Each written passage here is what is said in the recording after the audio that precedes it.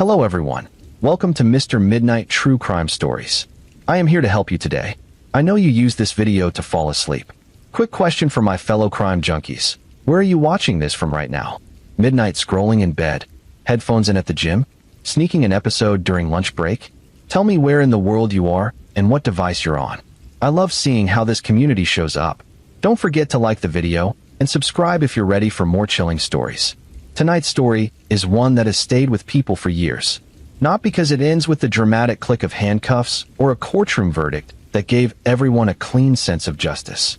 No, this story lingers because of what it reveals about the world that existed just outside the edges of polite American society, in the spaces between exits on a highway, in the buzz of a fluorescent light above a truck stop restroom, in the silence of a cab at 2 in the morning when the road stretches black and endless ahead and you don't know who is sitting next to you, and you are starting to wonder if you ever did. This is a story about survival, about a girl who should not have been where she was, doing what she had to do to stay alive, in a time and place where no one was looking for her. It is a story about the roads that cut through the heart of America in the 1980s, and about what lived on those roads. Not just the long-haul truckers pushing freight from one coast to the other, but the shadows that traveled alongside them. The predators. The ones who had learned that the highway offered something that small-town life never could: anonymity, distance, disposal. But before the horror, there has to be the girl. She was 15 years old the first time she stood at the side of a road with her thumb out, watching the headlights of passing vehicles blur through a curtain of rain. 15 years old. Think about that for a moment. Think about where you were at 15. Think about what your biggest problems were at that age, whether it was a grade on a test or a disagreement with a friend, whether it was a crush who didn't notice you, or a curfew you thought was unfair. Now set all of that aside, because this girl's world looked nothing like that. Her world was walls that did not feel safe, and people who were supposed to protect her who had failed her in ways that are too common, too ugly, and too often dismissed by the adults who should have been paying closer attention. Her name, for the purposes of this story, is not something we will pin down with a label, because the truth is that what happened to her is more important than the precise details of her identity. What matters is that she was real, that what she experienced was real, and that she nearly became a statistic in a category of deaths that law enforcement, for too many years, barely bothered to count. She came from a broken home in the way that a lot of American homes in the early 1980s were broken, not visibly, not in the way that would have caught the attention of a teacher or a social worker, but quietly, consistently, in the way that wears a child down from the inside out. There was instability. There was fear. There was the kind of damage that doesn't leave marks you can photograph and present as evidence, but that hollows out a young person's sense of safety until they cannot tell the difference between the danger inside the house and the danger outside of it. And so she left. She was not the first girl to make that choice, and she would not be the last. Every year in America, hundreds of thousands of young people run away from home. Some are found within 48 hours. Some are found much later, in circumstances that no family should ever have to face. And some are never found at all. They dissolve into the invisible population that moves along the margins of this country. The runaways, the homeless, the desperate, the forgotten. And they survive by any means necessary, or they don't survive at all.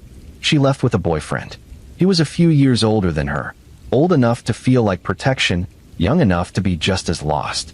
They had made a plan the way teenagers make plans, with conviction and almost no preparation, and they set out into a country that was not going to be kind to them. The year was somewhere in the early to mid-1980s, and America was in the middle of its own complicated identity. Ronald Reagan was in the White House. The economy was recovering from a brutal recession. The interstate highway system that Eisenhower had built was now 3 decades old, a ribbon of asphalt connecting the country from coast to coast. And along those interstates, the trucking industry had grown into one of the most powerful economic forces in the nation. 18-wheelers moved everything: food, clothing, machinery, consumer goods. They were everywhere. You couldn't drive 100 miles on any highway without counting dozens of them. And where the trucks went, the truck stops followed. The truck stop culture of the 1980s is something that most people who did not live it have never truly understood. These were not rest areas with clean bathrooms and vending machines. The truck stops that existed along the major corridors of American highway life in that era were their own ecosystems, their own economies, their own unspoken laws. There were diners that served coffee and eggs at 3 in the morning to men who had been driving for 18 hours straight. There were showers and laundry rooms. There were payphones and CB radios crackling with voices. And there was an entire shadow world layered beneath that surface. A world of transactions and desperation, where women and girls moved through the parking lots and the diesel-soaked air looking for work, for rides, for survival, and where the men in those big cabs understood that what happened at the truck stop stayed at the truck stop, in the same way that sins committed on the road never seemed to follow a man home to his family. The slang for the women who worked those lots was ugly. It told you everything about how they were perceived. They were called lot lizards, a phrase that reduced a human being to something cold-blooded and scuttling, something that you could step on without consequence. Many of these women were addicted to drugs. Many of them were very young. Many of them had nowhere else to go. And the system, law enforcement, social services, the courts, largely treated them as if their suffering was either inevitable or deserved. When one of them disappeared, the investigation, if one happened at all, was brief. When a body turned up in a dumpster behind a truck stop, the assumption was often that she had brought it on herself. This was the world that the 15-year-old girl had walked into, not by choice exactly, but by the logic of desperation. When the options are danger at home and danger on the road at least offers movement. At least out there, you are moving towards something, even if you don't know what it is. She and her boyfriend hitchhiked because they had to. They had no money for bus tickets, no credit cards, no safety net. They needed to eat, and they needed to travel, and the only currency they had was the willingness of strangers to let them climb inside their vehicles. For a while, this worked. Not well. Nothing about their situation worked well, but they moved. They covered miles. They slept where they could, sometimes in abandoned buildings, sometimes in the cabs of trucks driven by men who asked for certain things in exchange for the warmth and the forward motion. And through all of it, she developed a system. A way of thinking about survival that was almost clinical in its precision.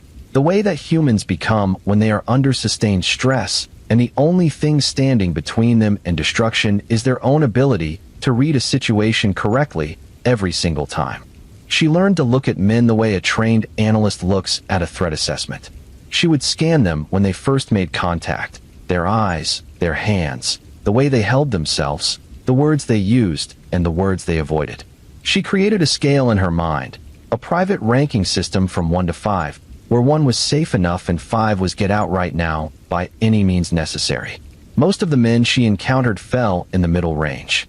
They were not good men exactly, but they were manageable. She knew what they wanted, she knew what she could give and what she absolutely could not, and she negotiated that line with the seriousness of someone whose life depended on it, because it did. The first night on the road that comes into focus in this story was cold and wet. Rain had been falling since mid-afternoon, the kind of steady, punishing rain that turns a highway into a dark mirror and makes every set of headlights into an approaching threat. She and the boy she was with had been walking for hours, and they were soaked through. They had reached a truck stop somewhere in the mid-Atlantic region. The exact geography is blurry in the way that traumatic memory often is, and they were trying to find a ride heading west. The truck stop was lit up against the darkness, its sign burning orange and yellow against the rain-slicked sky, and the parking lot was full of rigs pulled in for the night, engines idling, the low rumble of diesel filling the air like a heartbeat. She walked through that parking lot with her eyes open, scanning, assessing. She had learned quickly that the way to approach a trucker for a ride was not to walk up to the cab cold and knock. You watched first. You looked at the license plates to see where the truck was from. You listened to the CB chatter if you could get close enough. You tried to figure out who was in there before you committed to the approach. And then, if everything checked out to the extent that anything ever checked out in this environment, you knocked, and you asked, and you read the response like a text you were being tested on. That night, she found a ride with a man who seemed, by every measure available to her, to be in the safe range. He was middle-aged, soft-spoken, and talked about his family back home in Tennessee. He had photographs on the dashboard of a woman and 2 kids. He offered them food from a bag in the passenger seat without any preamble of negotiation, which was a good sign. Men who wanted something from her up front always made the want known early. He drove through the night and dropped them off at a truck stop in the next state as the sun was coming up, wished them luck, and pulled back out onto the highway. She watched his taillights disappear and felt something that was not quite relief, but was close to it. She had made it through one more night. But the next one was different. The body in the dumpster was discovered just as the first trucker was dropping them off. She heard it before she saw it. A cluster of voices, raised in that particular tone that means something has gone wrong. Something has been found that should not exist in the daylight. She moved toward the sound the way that young people sometimes do, drawn by a mix of curiosity and the morbid awareness that in her world, bad things happened to people who looked a lot like her. And when she got close enough to see what the small crowd was looking at, she stopped moving entirely. A girl. She could not have been much older than 15 herself. She was in a dumpster behind the truck stop, half covered in trash bags, and she was very clearly dead. The details of how she had died were not immediately visible from where the narrator stood, but the stillness of her, the terrible, absolute stillness, told the whole story. Someone had put her there. Someone had decided that this girl was disposable, had used her and discarded her in the most literal way imaginable, and had driven away while the rain came down and the highway kept moving and the world went on as if nothing had happened. She stood at the edge of that crowd and she thought something that would stay with her for the rest of her life. A thought so simple and so devastating that it almost does not need to be spoken aloud. She thought, that could be me. And then, turning slowly to look at the trucks idling in the lot, at the rows of cabs with their darkened windshields and their sleeping drivers, she thought something darker. Or it could be him. She did not know which one of them she meant. She did not know if she meant the boy she was traveling with. She did not know if she meant the friendly trucker who had just dropped them off.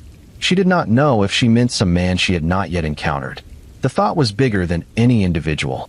It was a recognition, young and raw and unprocessed, that the world she had walked into was one in which the margin between alive and dead could be measured in the difference between the right knock on the right cab door or the wrong one. She pulled her gaze away from the dumpster. She did not report what she had seen. To whom would she have reported it? She was a runaway with no ID, a minor, a girl that the world had already decided was too much trouble to care about properly. Calling the police would have meant questions she could not answer and consequences she could not afford. So she did what millions of people in impossible situations do. She kept moving. She would spend years trying to remember the details of that girl in the dumpster. The color of her hair, whether she was wearing shoes, whether anyone at that truck stop even called the authorities before the crowd dispersed and the day got going and the trucks started rolling out of the lot, and the rain kept falling and the highway kept drawing everyone forward, always forward, never back. She would spend years not understanding that the man she was about to encounter, the one who would change the entire geography of her fear, the one who would make her understand that the danger was not some abstract, ambient threat, but a specific, deliberate, calculated evil, that this man had very likely been at that truck stop, that the girl in the dumpster was not a random tragedy, that she was a preview. That is the thing about evil when it is organized and patient and methodical. It does not announce itself. It does not walk up to you in the parking lot and show you what it is. It waits. It watches. It picks its moments. And by the time you understand what you are looking at, you are already inside it. She got back in the next truck. And that is where this story truly begins. The second trucker appeared ordinary in the way that all the most dangerous people do. That is the first thing you need to understand about how this works. Not just in this story, but in the broader architecture of predatory violence that law enforcement analysts have spent decades trying to decode. The monster is not the creature from the horror film, telegraphing its nature through appearance and behavior, snarling and wide-eyed and identifiable from 50 feet away. The monster is the man in the clean shirt. The monster is the one who seems calm. The monster is the one who, by every surface measure, appears to be the safest option in a parking lot full of men you are not sure about. He pulled into the truck stop sometime in the mid-morning, and she had been there for hours by then, she and her boyfriend, waiting in the diner over cups of coffee they had nursed for as long as the waitress's patience would allow.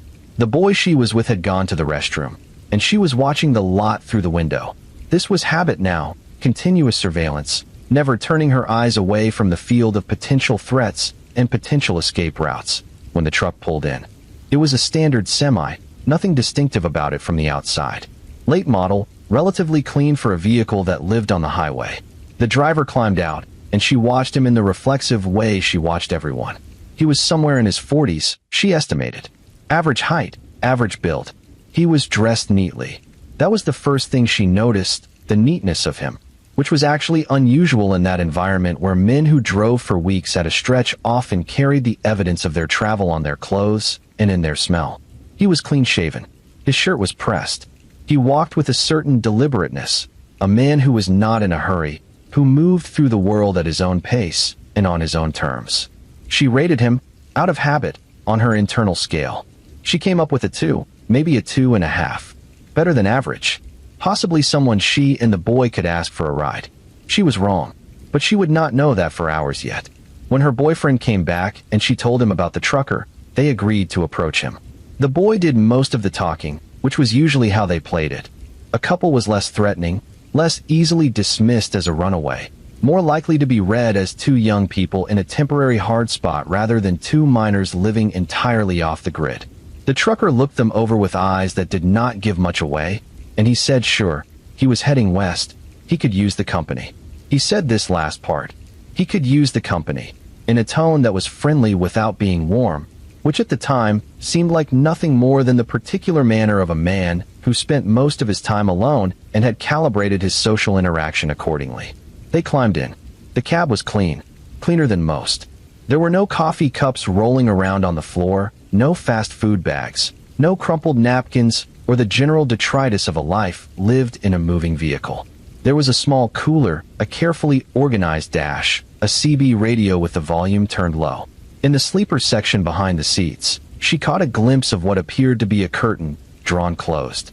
Not unusual for a trucker who needed privacy when he slept at rest stops. She noted it and moved on. He drove, and they talked, or rather they tried to talk, which is where the first true wrongness began to emerge. Not in anything he said, but in the texture of the conversation itself, in the way it refused to develop the normal rhythm of a three-person exchange. He answered questions, but never elaborated. He asked questions, but never seemed to hear the answers. He kept his eyes on the road with a focus that felt, somehow, less like attentiveness and more like discipline, as if looking at the highway was something he was doing deliberately to avoid doing something else. She tried to push the unease aside. She had ridden with difficult men before, men who were moody or taciturn or simply not interested in talking. Silence in a cab was not automatically a threat. She reminded herself of this.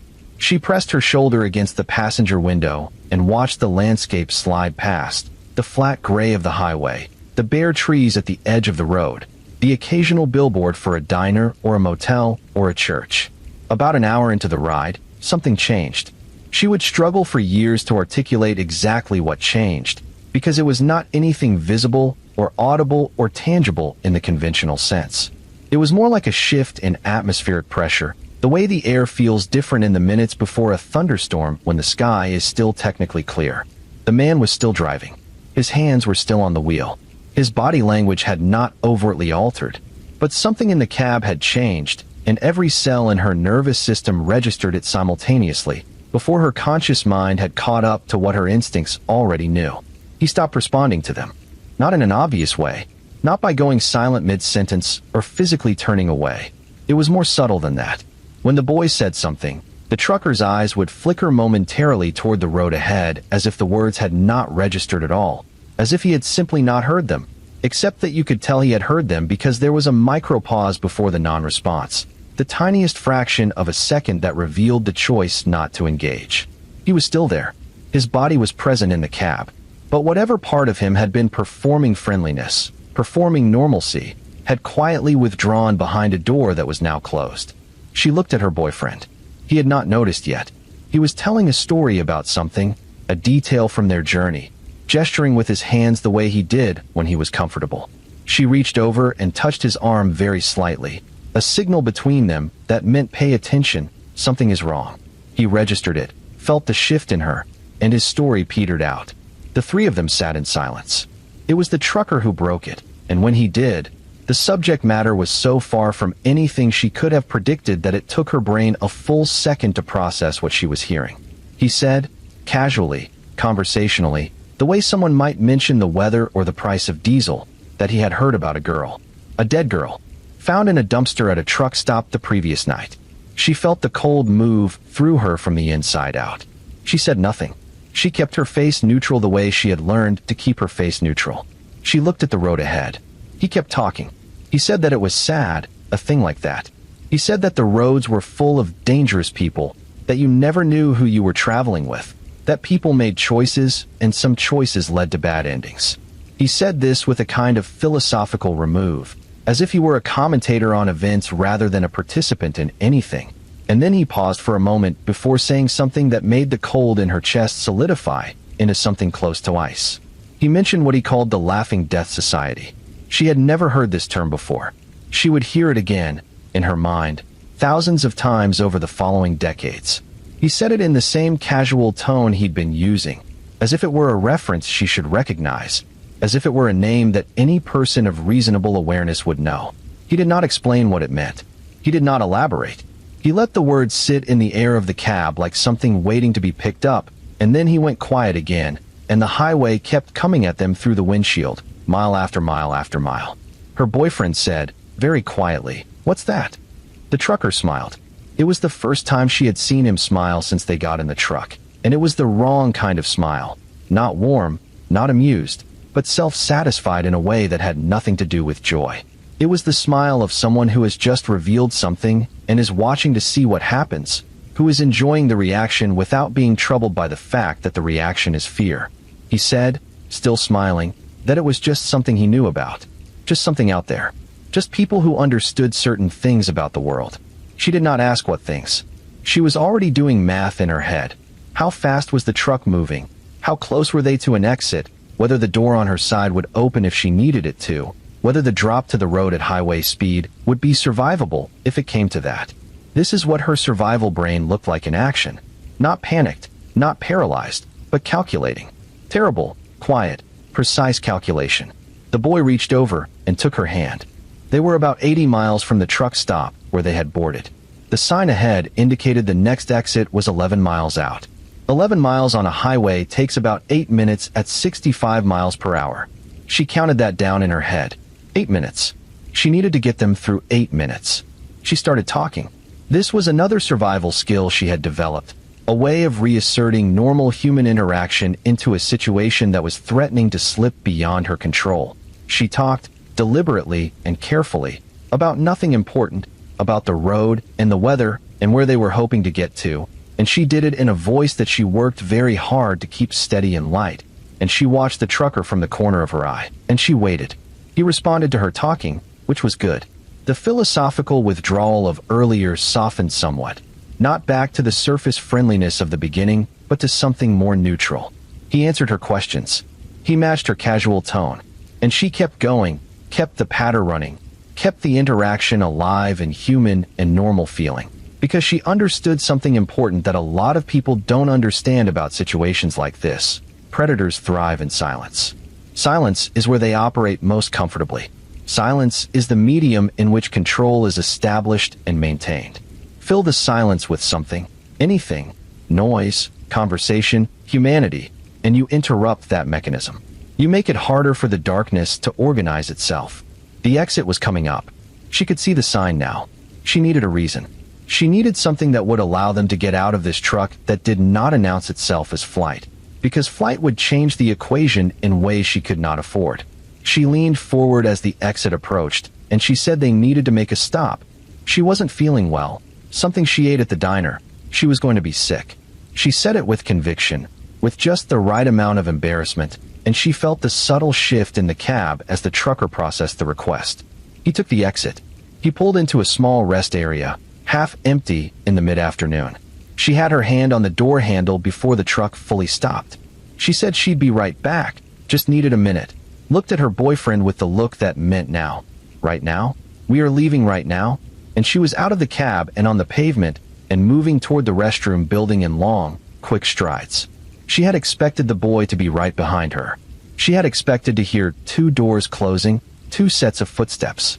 She did not expect what happened next, which was that when she turned around, halfway to the restroom building, she saw that her boyfriend was still in the cab. Still in the cab, talking to the trucker through the open window, appearing completely relaxed, apparently not registering what she had been registering for the past hour. He was a boy. He had not been calibrated the way she had. The danger had not spoken to him in the same frequency that it had spoken to her. She went back. She walked back to that truck and she smiled, and she said they were actually going to take a break here and stretch their legs a bit. And she opened the passenger door and she gave her boyfriend a look that he finally understood, and he climbed out. They thanked the trucker for the ride. The trucker said nothing. He just looked at them, that same flat, assessing look, for a moment that felt much longer than it was. And then he rolled up the window, and the truck sat there, idling. They walked away from it. She did not look back. She had learned not to look back. Looking back invited engagement, invited eye contact, invited the kind of connection that could restart something you needed to be over. She walked across the rest area with her boyfriend's hand in hers, and she kept her breathing even and her pace steady, and she did not look back until they were inside the building. When she did look, through the dirty glass of the restroom door, the truck was gone. She let out the breath she had been holding for over an hour. She sat down on the concrete floor of the women's restroom at a roadside rest area in the middle of America, and she put her head in her hands, and she did not cry. She did not have the luxury of crying. But she sat there for a long time, and she understood that she had just passed through something. That something had been very close. That the distance between where she was sitting right now and that girl in the dumpster at the truck stop from the night before was not nearly as wide as she needed it to be. She did not yet know how much narrower it was about to get. They stayed at that rest area for the better part of 3 hours, long enough for the adrenaline to clear from her system and for something like rational thought to reassert itself. Her boyfriend kept asking her what had happened, what had scared her, why she'd been so insistent on getting out of that truck, and she kept trying to explain it in words that could not quite contain the thing she was trying to describe. It was not any single statement the man had made. It was not any specific action he had taken. It was the aggregate, the deliberate cleanliness of the cab, the too-controlled manner, the shift in atmosphere, the dead girl mentioned so casually, the laughing death society spoken into the air like a password, the smile that contained no warmth. It was the feeling of being studied by something that had learned to mimic the appearance of normalcy without ever quite managing to reproduce the substance of it. Her boyfriend listened and nodded and said she was probably right, that the guy was creepy, that they were lucky to be out. And she heard the words, but she also heard what was underneath them. The slight dismissal, the teenage male tendency to reduce something enormous to something manageable by applying language to it that made it sound less serious than it was. Creepy. Probably. Lucky. These were the words of someone who had not fully understood what they had been sitting 3 feet away from for 65 miles. She did not push the argument. She filed the experience in the part of her mind where she stored the information that she needed to survive, the way an animal stores the memory of where it once caught a predator's scent, and she moved forward. They found another ride before nightfall. This one was better. An older man in a pickup who was hauling something for his brother-in-law and was perfectly happy to have company through the dark stretch of highway ahead of him. He was garrulous and a little boring in the wonderful way that boring people are wonderful when the alternative is terrifying, and he talked about his grandchildren and a fishing trip he had been meaning to take for 3 years and had not yet gotten around to. And they sat in the warmth of the pickup cab and ate crackers from a sleeve that he offered them, and she let herself relax, just a fraction, just enough to feel something like safe for a few hours. But the safe stretches never lasted long on the road, and she knew that. What she did not yet know was that somewhere behind them, on that same stretch of American highway, the man in the clean truck was still moving, still driving, still doing what he did, which was to say, looking for the next opportunity, the next person whose absence from the world would not immediately generate a search party or a news story or a set of questions that anyone powerful enough to answer them would bother to take seriously. She did not know his name. She would not know his name for a very long time. But Robert Ben Rhodes was out there on the highway in the 1980s, and the highways were long, and the oversight was minimal, and the trucking culture had developed its own ecology of silence that kept what happened on the road largely separate from anything that could be called accountability. Robert Ben Rhodes was born on November 22, 1945, in Council Bluffs, Iowa. From the outside, the early arc of his life looked like a version of the American story that was, if not admirable, at least legible. He got into trouble as a teenager, tampering with a vehicle, a fight in public, the kind of adolescent criminality that a certain kind of person excuses as boys being boys. He joined the Marines, which was a path that a lot of young men of his generation took, and then he was dishonorably discharged for involvement in a robbery, which is where the story started to reveal its true texture. A dishonorable discharge from the Marines in the 1960s was not a minor thing. It closed doors. It marked a man as someone who had failed to meet a minimum standard of conduct in an institution that was not known for its exacting moral scrutiny. His father, and this detail, when it emerged years later, settled into the record with the particular weight of things that are horrible but somehow not surprising. His father was arrested in 1964 for molesting a 12-year-old girl and killed himself before the trial. Rhodes was in his late teens when this happened. He went on, afterward, to attempt to join law enforcement and was rejected because of his own dishonorable discharge. He married 3 times. He had a son with his first wife. He drifted through jobs, stores, supermarkets, warehouses, restaurants, before eventually becoming a long-haul trucker, which offered him something that none of the other jobs had: the road. Movement. The ability to be in a different state every single day, in a different jurisdiction, accountable to no particular community, and observable to no particular neighbor. By the 1970s, he was driving, and the evidence, assembled painstakingly over decades of investigation, suggests that he began killing somewhere in that same era, though the exact number of victims and the exact timeline of his crimes has never been fully established. What investigators do know, what they were able to piece together through physical evidence and confession and the grim mathematics of case files and missing persons reports, is that he killed, conservatively, by confirmed count, at least 4 people. By his own admission, the number was higher.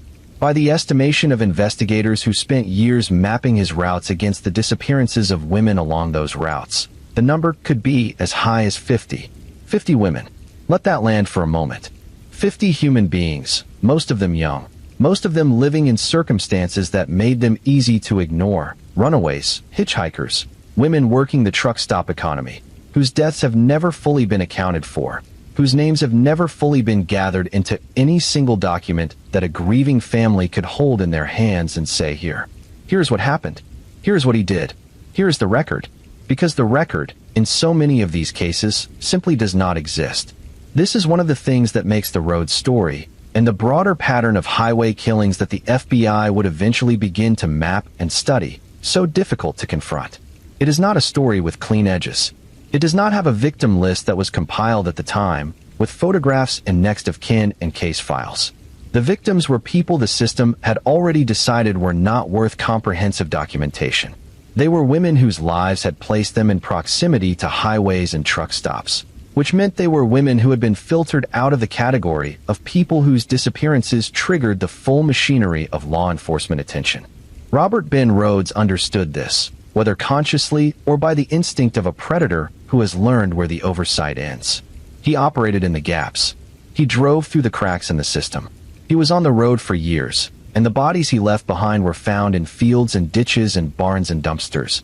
And in many cases, the connection between those bodies and the man in the clean truck with the pressed shirt was not made for years, if it was made at all. He was, by accounts from those who knew him socially, not someone you would have identified as monstrous. This is, again, the pattern, not the exception but the pattern. He was involved in the BDSM community in Houston at various points, which was not in itself evidence of anything except a particular social milieu, but which later investigators would note provided him with frameworks for thinking about dominance and control and the reduction of another person to an object of manipulation that he translated into something far beyond any consensual context. He had a third wife, Deborah, who described verbal, physical, and sexual abuse of a severity that should have raised more flags than it did, at a time when domestic violence was still too often categorized as a private matter between a man and his household. He drove. He stopped. He offered rides, or he sought out the women who needed them.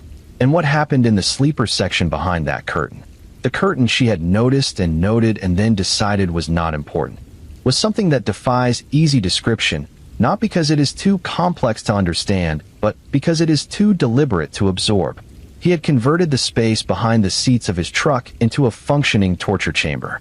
Not by accident, not in the heat of some improvised moment. He had outfitted it with hardware, handcuffs, leashes, alligator clips, whips, restraints. He had thought about it. He had planned for it. He had built the architecture of his crimes into the physical structure of his vehicle, carrying it with him across state lines, refining it with the particular attention to detail of a person who regards what they are doing not as aberration, but as craft.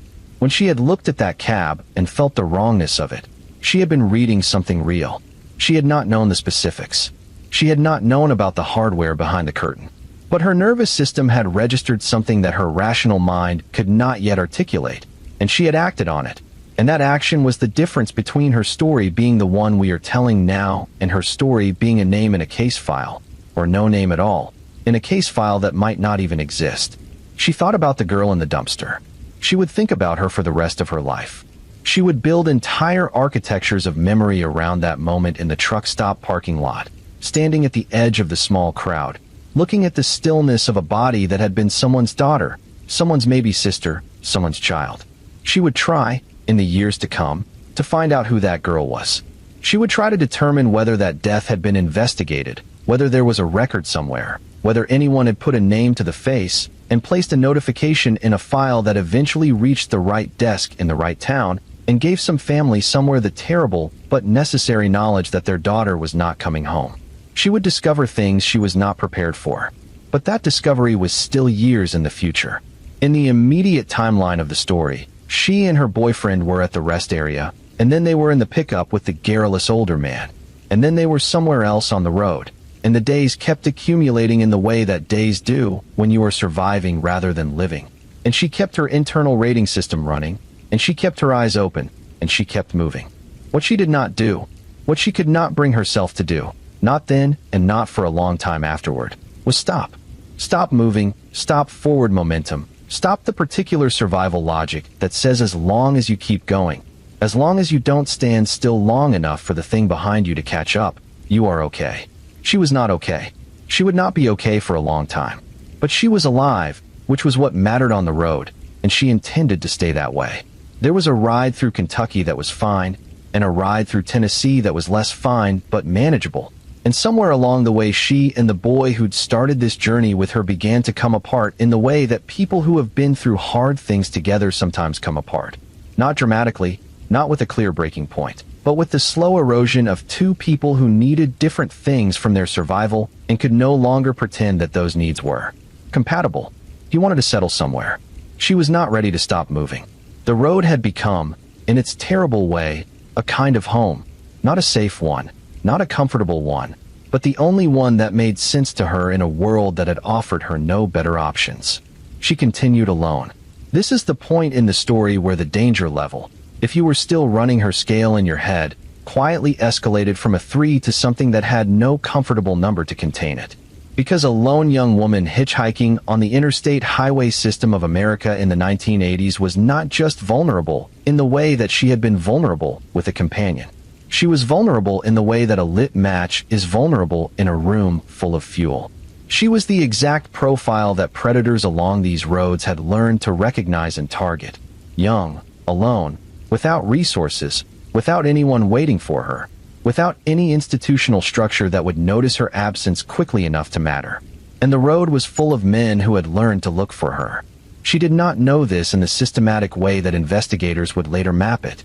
She did not know about the Highway Serial Killings Initiative, which did not yet exist. The FBI would not formally launch that program until 2004, decades after she was living this story.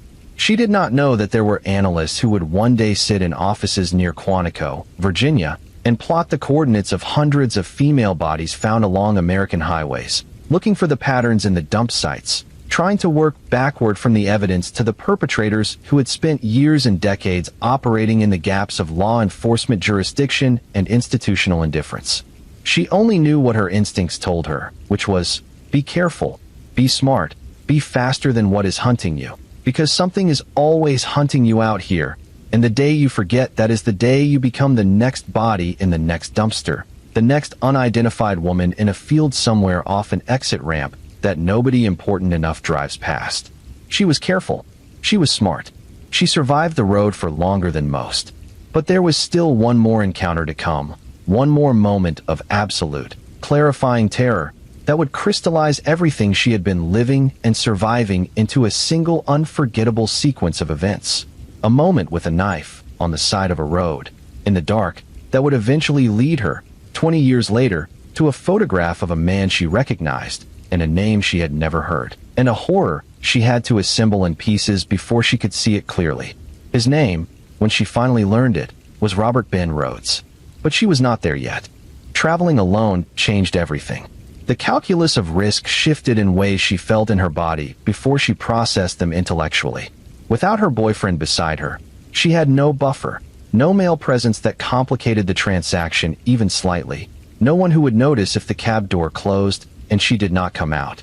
She was 15 going on 40, as streetwise as any kid who had been living off the grid for months could be, and she was still completely, objectively vulnerable in a way that she understood with a cold and adult clarity that no teenager should ever be required to possess. She adjusted her approach. She became more selective about the rides she accepted. She started spending more time in the diners at truck stops, nursing coffee, reading people, listening to conversations at adjacent tables, getting a sense of who was in the lot before she ever approached a cab. She ate when she could, and she slept in the bathrooms of truck stop diners when necessary, curled into the corner of a single-stall restroom with the door locked, setting a mental alarm in the way that exhausted, alert people learned to do, waking herself up before the morning rush began and the staff started knocking. She got very good at reading a room. She got very good at reading men. The ones who were safe were boring in a way she had come to find deeply comforting.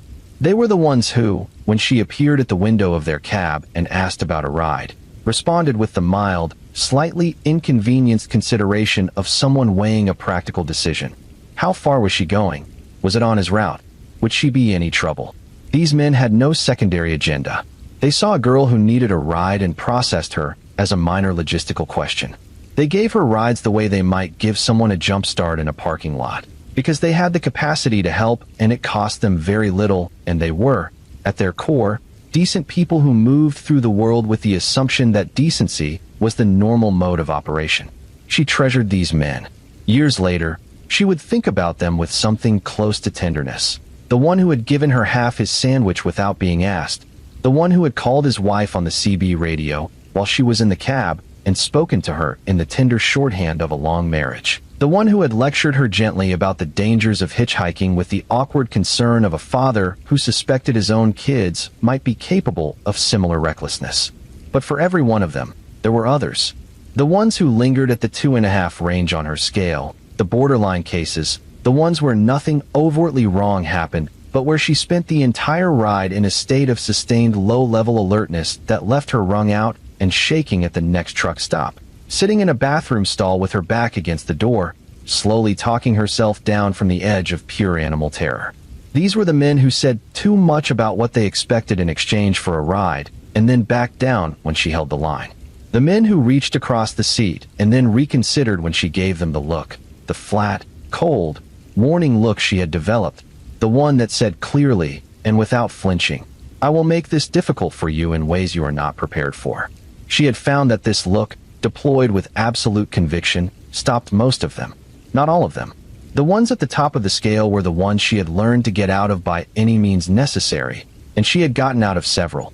The false bathroom stop was a reliable exit strategy, and she had others, calibrated to different scenarios with the improvisational precision of someone whose survival depended on maintaining flexibility. She was somewhere in the American South when the encounter happened. The details of the geography are partially obscured in memory, the way that high-stress experiences sometimes record themselves, the emotional content preserved with extraordinary fidelity, the sensory context fragmentary, impressionistic. What she remembers clearly, it was evening. The sun had been going down for an hour, and the sky was the color of a bruise at the horizon, purple and amber and the particular deep orange that only exists at dusk in open country. She had been walking for a while, the highway stretching ahead, a gas station visible in the middle distance, and the traffic moving past her in the way that highway traffic always moves past a hitchhiker, without pause, without acknowledgement, the cars and trucks registering her presence not as a person but as an obstacle to be avoided. He stopped. The truck slowed and pulled onto the shoulder ahead of her, and she walked up to the passenger side and looked in through the window in the way she always did. The first assessment, before any contact, before any words. He was alone. He looked like what she had come to recognize as a certain type of long-haul driver. Experienced, settled into the road life. The particular worn-in quality of a man who had spent years in a cab. He did not look hungry in the way that the dangerous ones sometimes looked hungry. She rated him a 2 and knocked on the window. He let her in. For the first hour, he seemed perfectly calibrated, quiet, competent, not unfriendly but not pressing. The kind of driver who was comfortable in the silence of the highway in the way that people who love their work are comfortable in its environment. She relaxed into the rhythm of the cab and watched the landscape darken outside the windows and felt, cautiously, that she had made a reasonable read. An hour in, she asked where he was heading. He named a city that was on her route. She settled back. 2 hours in, something small changed. He had been talking about routes, about the road, about the particular stretch of highway ahead. And then he stopped talking, mid-thought, as if a switch had been thrown.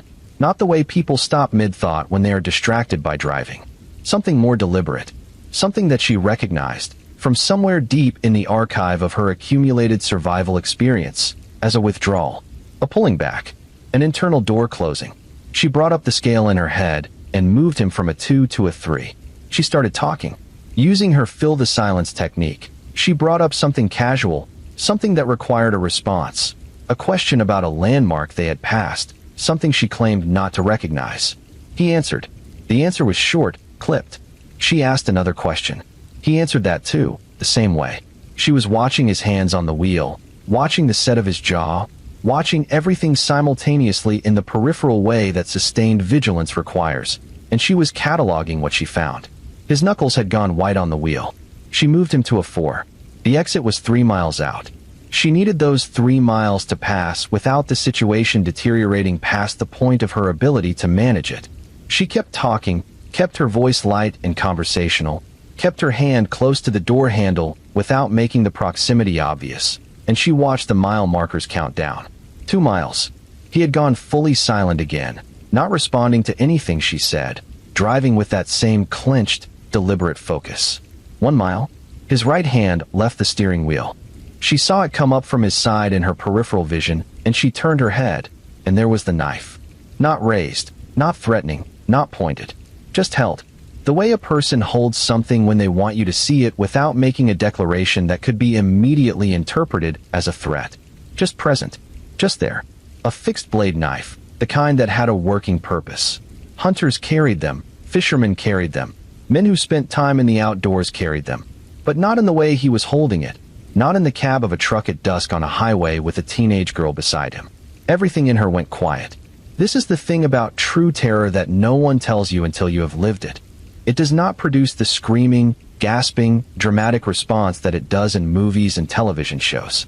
True terror, the deep organ kind, the kind that signals your body that survival is currently negotiating for its continuation, produces a specific, eerie calm. A clarity. The noise in your head goes silent, and what remains is pure assessment. Where are you? What resources do you have? What are the possible outcomes? What does the next 30 seconds need to look like? She assessed. The truck was moving at highway speed. The door was not locked. She had made sure of that earlier, as she always made sure. If the truck slowed, she could open it and roll, but at current speed, the road surface would kill her. She needed him to stop, or she needed them to reach the exit. She had 30 seconds, maybe 45, before the exit ramp appeared on the right. She started talking, not in the controlled, casual way she had been talking before. Differently, faster, more personal, flooding the cab with herself, with her specificity, with the particular human details that predators depend on their victims not having in those final moments. She said her name. She said her mother's name. She said where she was from and how old she was, and that she had a little brother, and that her favorite food was her grandmother's cornbread, and that she had a dog named something she invented on the spot, and that she had never been this far from home before, and that she was scared and she just needed to get home. She said all of it without pause, without breath almost, in a torrent that she was deploying as deliberately as anything she had ever done in her life, because she understood with complete certainty that the only thing that stood between her and the thing that had happened to the girl in the dumpster was whether or not she could make this man see her as a person rather than an object in the next 30 seconds. The exit appeared on the right. He turned off the highway without saying a word. The truck slowed on the exit ramp. She was watching the speedometer with one eye and the knife with the other, and the exit ramp ahead with the third eye. That terror opens in your mind. The ramp curved and opened onto a two-lane road, and he turned right and drove about 100 yards and pulled onto the shoulder and stopped. The engine idled. The cab was very quiet. She could hear both of them breathing. He turned and looked at her. She looked back. His eyes were flat and dark, and they held an expression that she would describe, years later, as the absence of an expression, not rage, not hunger, not even coldness exactly, but a blankness that was somehow worse than any of those things. The blankness of someone for whom the usual human calculus, the moral instinct that prevents most people from doing harm to another person, had simply been removed, or had never been present to begin with. He looked at her for a long moment. Then he said one word: "Run." She was out of the cab before the sound of the word had fully died in the air. She hit the ground running, her feet finding the shoulder of the road, and she ran into the gathering dark toward the tree line at the edge of the road. And she did not look back, and she did not stop, and she kept running until the sound of the idling engine had faded behind her, and the trees were around her, and she was deep enough into the dark that she could not be easily seen from the road. She stopped. She listened. The road was quiet. No doors. No footsteps. Just the sound of the engine, distant now, and then the sound of the truck moving, pulling back onto the road, the rumble fading away until she could not hear it at all. She stood in those trees in the gathering dark, and she shook. The shake that had not come during the cab, during the assessment, during the talking and the calculating and the monitoring. It came now, and it was total, her entire body trembling from the inside out, the adrenaline finally releasing in the only way it could. She wrapped her arms around herself, and she stood there in the dark, and she shook, and she breathed, and she did not cry, because she was not yet safe enough to cry. She was alive. She was alone in the dark in an unfamiliar place with no money and no phone and no plan. But she was alive. That word, run, would stay with her for the rest of her life. She would hear it at odd moments, in dreams, in the quiet before sleep, in the silence between thoughts on ordinary days decades later. She would think about what it meant that he had said it. Was it mercy? Was it a game? Was it the action of a man who had, at the final moment, been moved by something in her torrent of words, some detail of her specific humanness that had interrupted his process? Was it the action of a predator who found more satisfaction in the terror of the chase than in the outcome? Was it simply the most efficient disposal? Let her run. Let her tell whoever she told, knowing that no 15-year-old runaway girl in the 1980s was going to be believed or even fully listened to when she described what had happened in a truck cab on a dark stretch of highway. She would never know. She would carry the not knowing the way you carry a stone that you can set down sometimes, but never fully put away. She was 15 years old, alone in the dark, in a country that did not know she existed. She started walking. The night she spent after running into those trees is the kind of night that does not fold neatly into any narrative. There is no arc to it, no series of events that build toward a resolution. It was simply endurance. She walked when she could see enough to walk. She stopped when she couldn't. She found a gas station at some point in the early morning hours, staffed by a teenager her own age who looked at her with the mild curiosity of someone who had seen stranger things on a night shift and poured her a cup of coffee without being asked. She sat at the counter for 2 hours and said nothing, and the boy behind the counter said nothing, and there was something almost unbearably normal about that. 2 teenagers in the middle of the night in a small roadside gas station, the fluorescent lights humming overhead, the coffee tasting like it had been in the pot since Tuesday. She did not tell him what had happened. She would not tell anyone what had happened, not for years, not one single person. Not even the people she would eventually let close enough to know her somewhat, would know about the cab and the knife and the one word before she ran. She would carry it the way she carried everything else from the road, not as a secret exactly, but as something that belonged to a category of experience that the people around her did not have the framework to receive. The world she had been living in was so far outside the comprehension of ordinary experience that describing it felt less like communication and more like speaking a language no one else had learned. And there was something else. Something harder to name, but more corrosive in its effect. Shame. Not the rational kind of shame. Not the kind that a careful thinker could dismantle with the observation that she had not done anything wrong. that she had been a child in a dangerous situation through no fault of her own, that the shame belonged to the men who had created those conditions and the society that had looked the other way. She knew, intellectually, even then, that the shame was not hers. But she felt it anyway, the way that victims of violence so often feel it, as if the fact of their survival were somehow evidence of complicity, as if having been in that cab were a choice she should have been smart enough not to make. This is one of the cruelest mechanisms of predatory violence.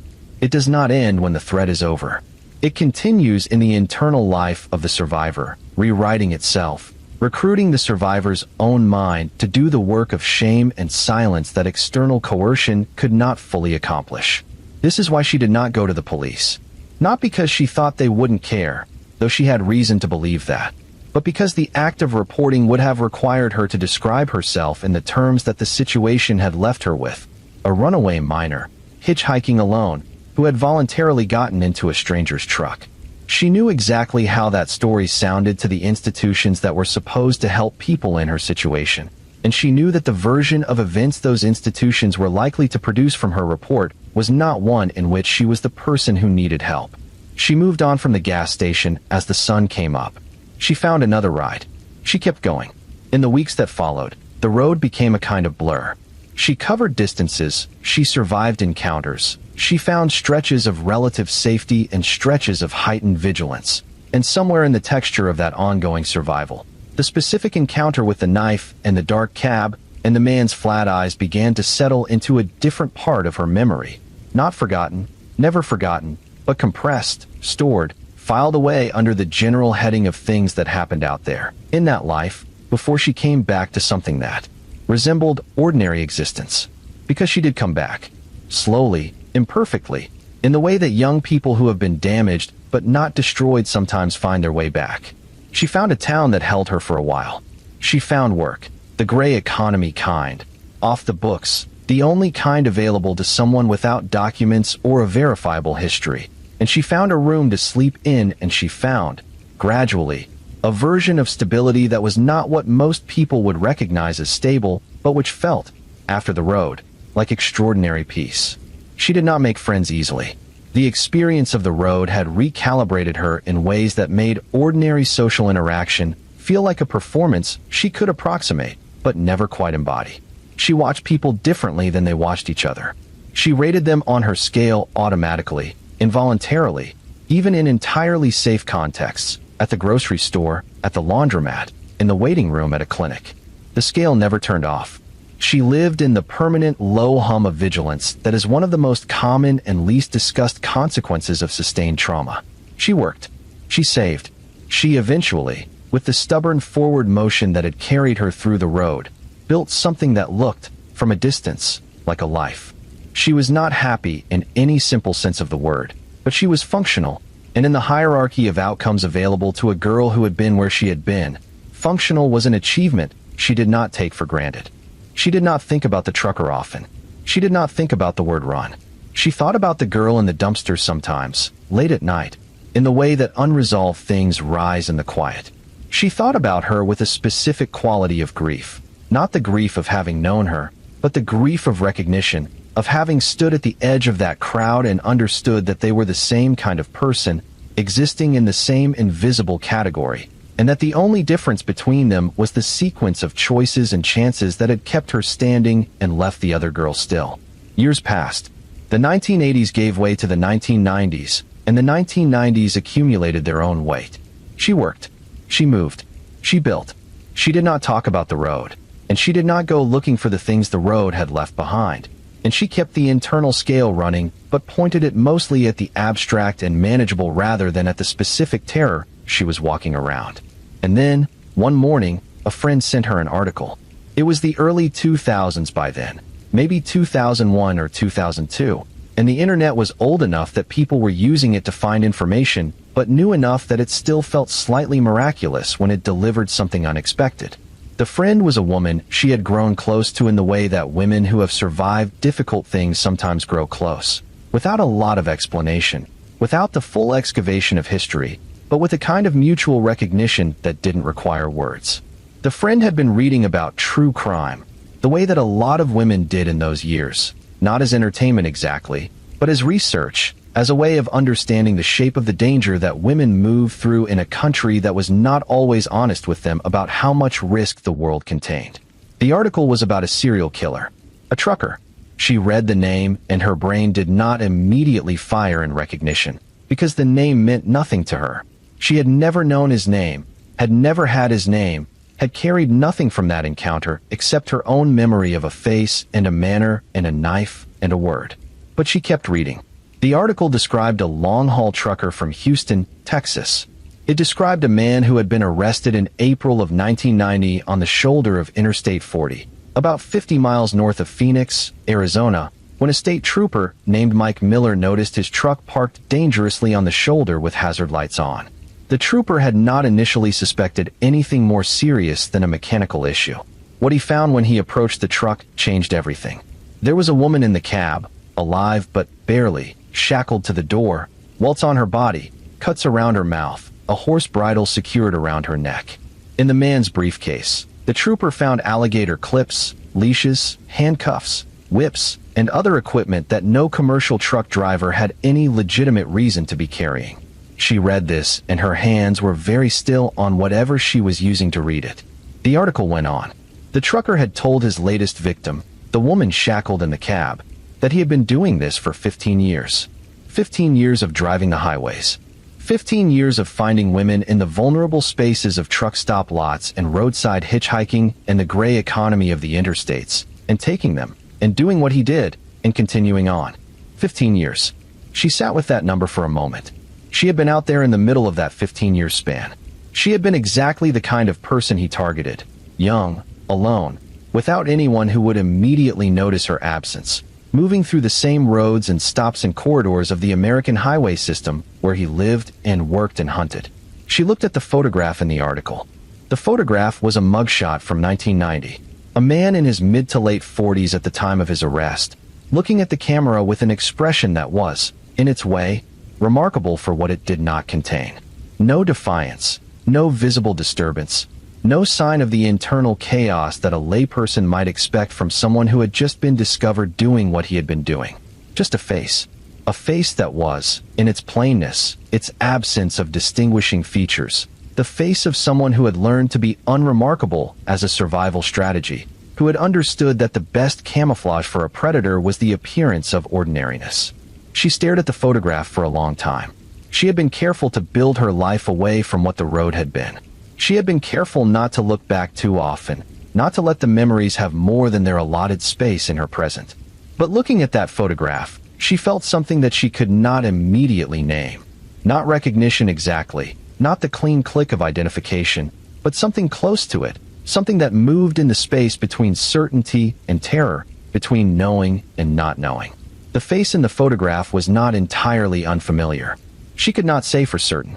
Memory is not a recording device, and she knew that, had lived that truth in the fragmented, impressionistic way that trauma reconfigures the archive. She could not stand up in a court of law and say, yes, that is the man. She did not have the certainty that justice requires. What she had was something older and more ambiguous than certainty. The recognition of a quality, a manner, something in the flatness of the eyes in the mugshot that corresponded to something she had once been close enough to touch. She read the name. Robert Ben Rhodes. The truck stop killer. She read it twice. She read the article 3 times, beginning to end. She read about Regina K. Walters, 14 years old, a runaway from Pasadena, Texas, who had been hitchhiking with her boyfriend, 18-year-old Ricky Lee Jones, in February of 1990. She read that Rhodes had picked them up on a highway near Houston and had killed the boy quickly. She read about what he had done to Regina in the weeks that followed.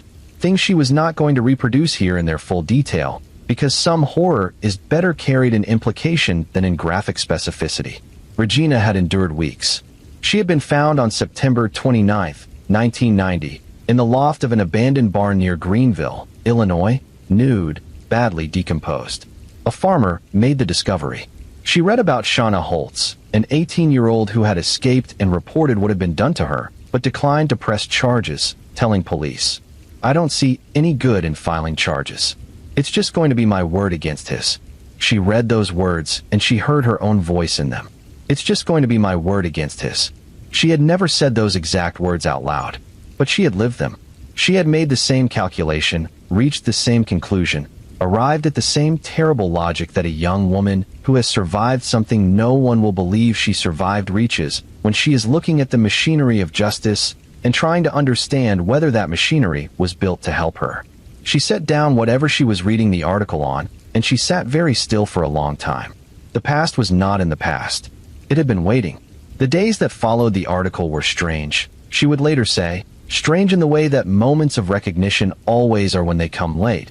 When what is being recognized is not something new, but something that has been living in your own history, without a name or a face or a context. It was as if a room in her memory that had always been there, always occupying space, had suddenly had its door opened and the light turned on, and what was illuminated was not a revelation so much as a confirmation of something she had known without knowing. She read everything she could find about Robert Ben Rhodes.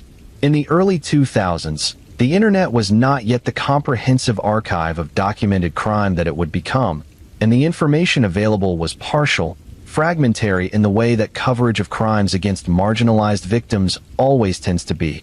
More journalism about the perpetrator than about the women he had taken. More focus on the psychology of the killer than on the human lives that psychology had consumed. But she read what there was. She compiled it in her mind with the methodical patience of someone who had always had to think carefully about dangerous things, who had never been able to afford the luxury of looking away.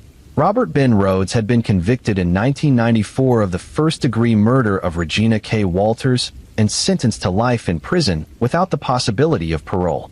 He was serving that sentence at the Menard Correctional Center in Chester, Illinois. He had also been investigated, and much later, in 2005, extradited to Utah for the murders of 24-year-old Patricia Candace Walsh and her husband Douglas Scott Ziskowski, a newlywed couple from Seattle who had left Washington in late 1989, hitchhiking to Georgia to share their Christian faith, and had instead encountered Robert Ben Rhodes on a Texas highway. Rhodes had killed Ziskowski quickly and held Walsh captive for more than a week before killing her. Her body had been found in Millard County, Utah, in October of 1990, and she had gone unidentified for 13 years, known only as Jane Doe 1, until forensic scientists from the University of Arizona matched X-rays of her jaw to dental records in 2003. 13 years. 13 years as Jane Doe. A woman from Seattle, with a family, with a life, with a name, spending 13 years in the official record of American violent crime as nothing more than a number. She thought about the girl in the dumpster.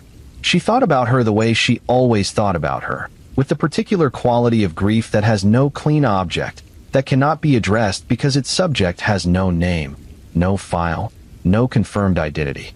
Had that girl been one of his? The timing could have placed him on those roads. The method, the dumpster, the truck stop, the deliberate disposal, fit the pattern. But she had no way to know, and the absence of knowledge was its own specific torment. She needed to think clearly. She made herself a cup of tea or coffee. She can't say which now. The domestic detail has been lost in the larger texture of the memory, and she sat at her kitchen table and she tried to be rational and systematic about what she was doing. She was looking at a man who had been operating on the American highway system for potentially 15 years or more, who had targeted young women specifically, who had used the transient nature of his occupation to move his crimes across state lines before any single jurisdiction could see the whole picture. And she was a woman who had, somewhere in the early to mid-1980s, ridden in a truck with a man who had been clean and controlled and menacing in a way she had never fully been able to articulate, who had held a knife in a dark cab and then said one word. Was it him? She could not say yes with certainty. She could not say no either. What she could say, what she could feel, in the way that the body knows things that the mind is still processing, was that whether or not it was specifically Robert Ben Rhodes who had been sitting beside her in that cab, what she had encountered was the same thing that Robert Ben Rhodes was. The same category of person, the same method, the same specific targeting of the same specific population of invisible, disposable young women. Even if she had been in a different cab, on a different night, with a different predator, she had been in the same danger. She had been in the ecosystem that produced Rhodes, and she had been exactly the kind of prey it was designed to consume. This realization did not make the question of identity less important. It made it more important.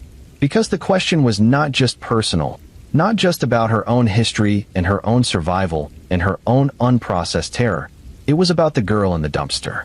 It was about whether that girl had a name, whether that name was in any database anywhere, whether somewhere there was a family who had never stopped waiting. She had to do something with this. She thought about calling the FBI.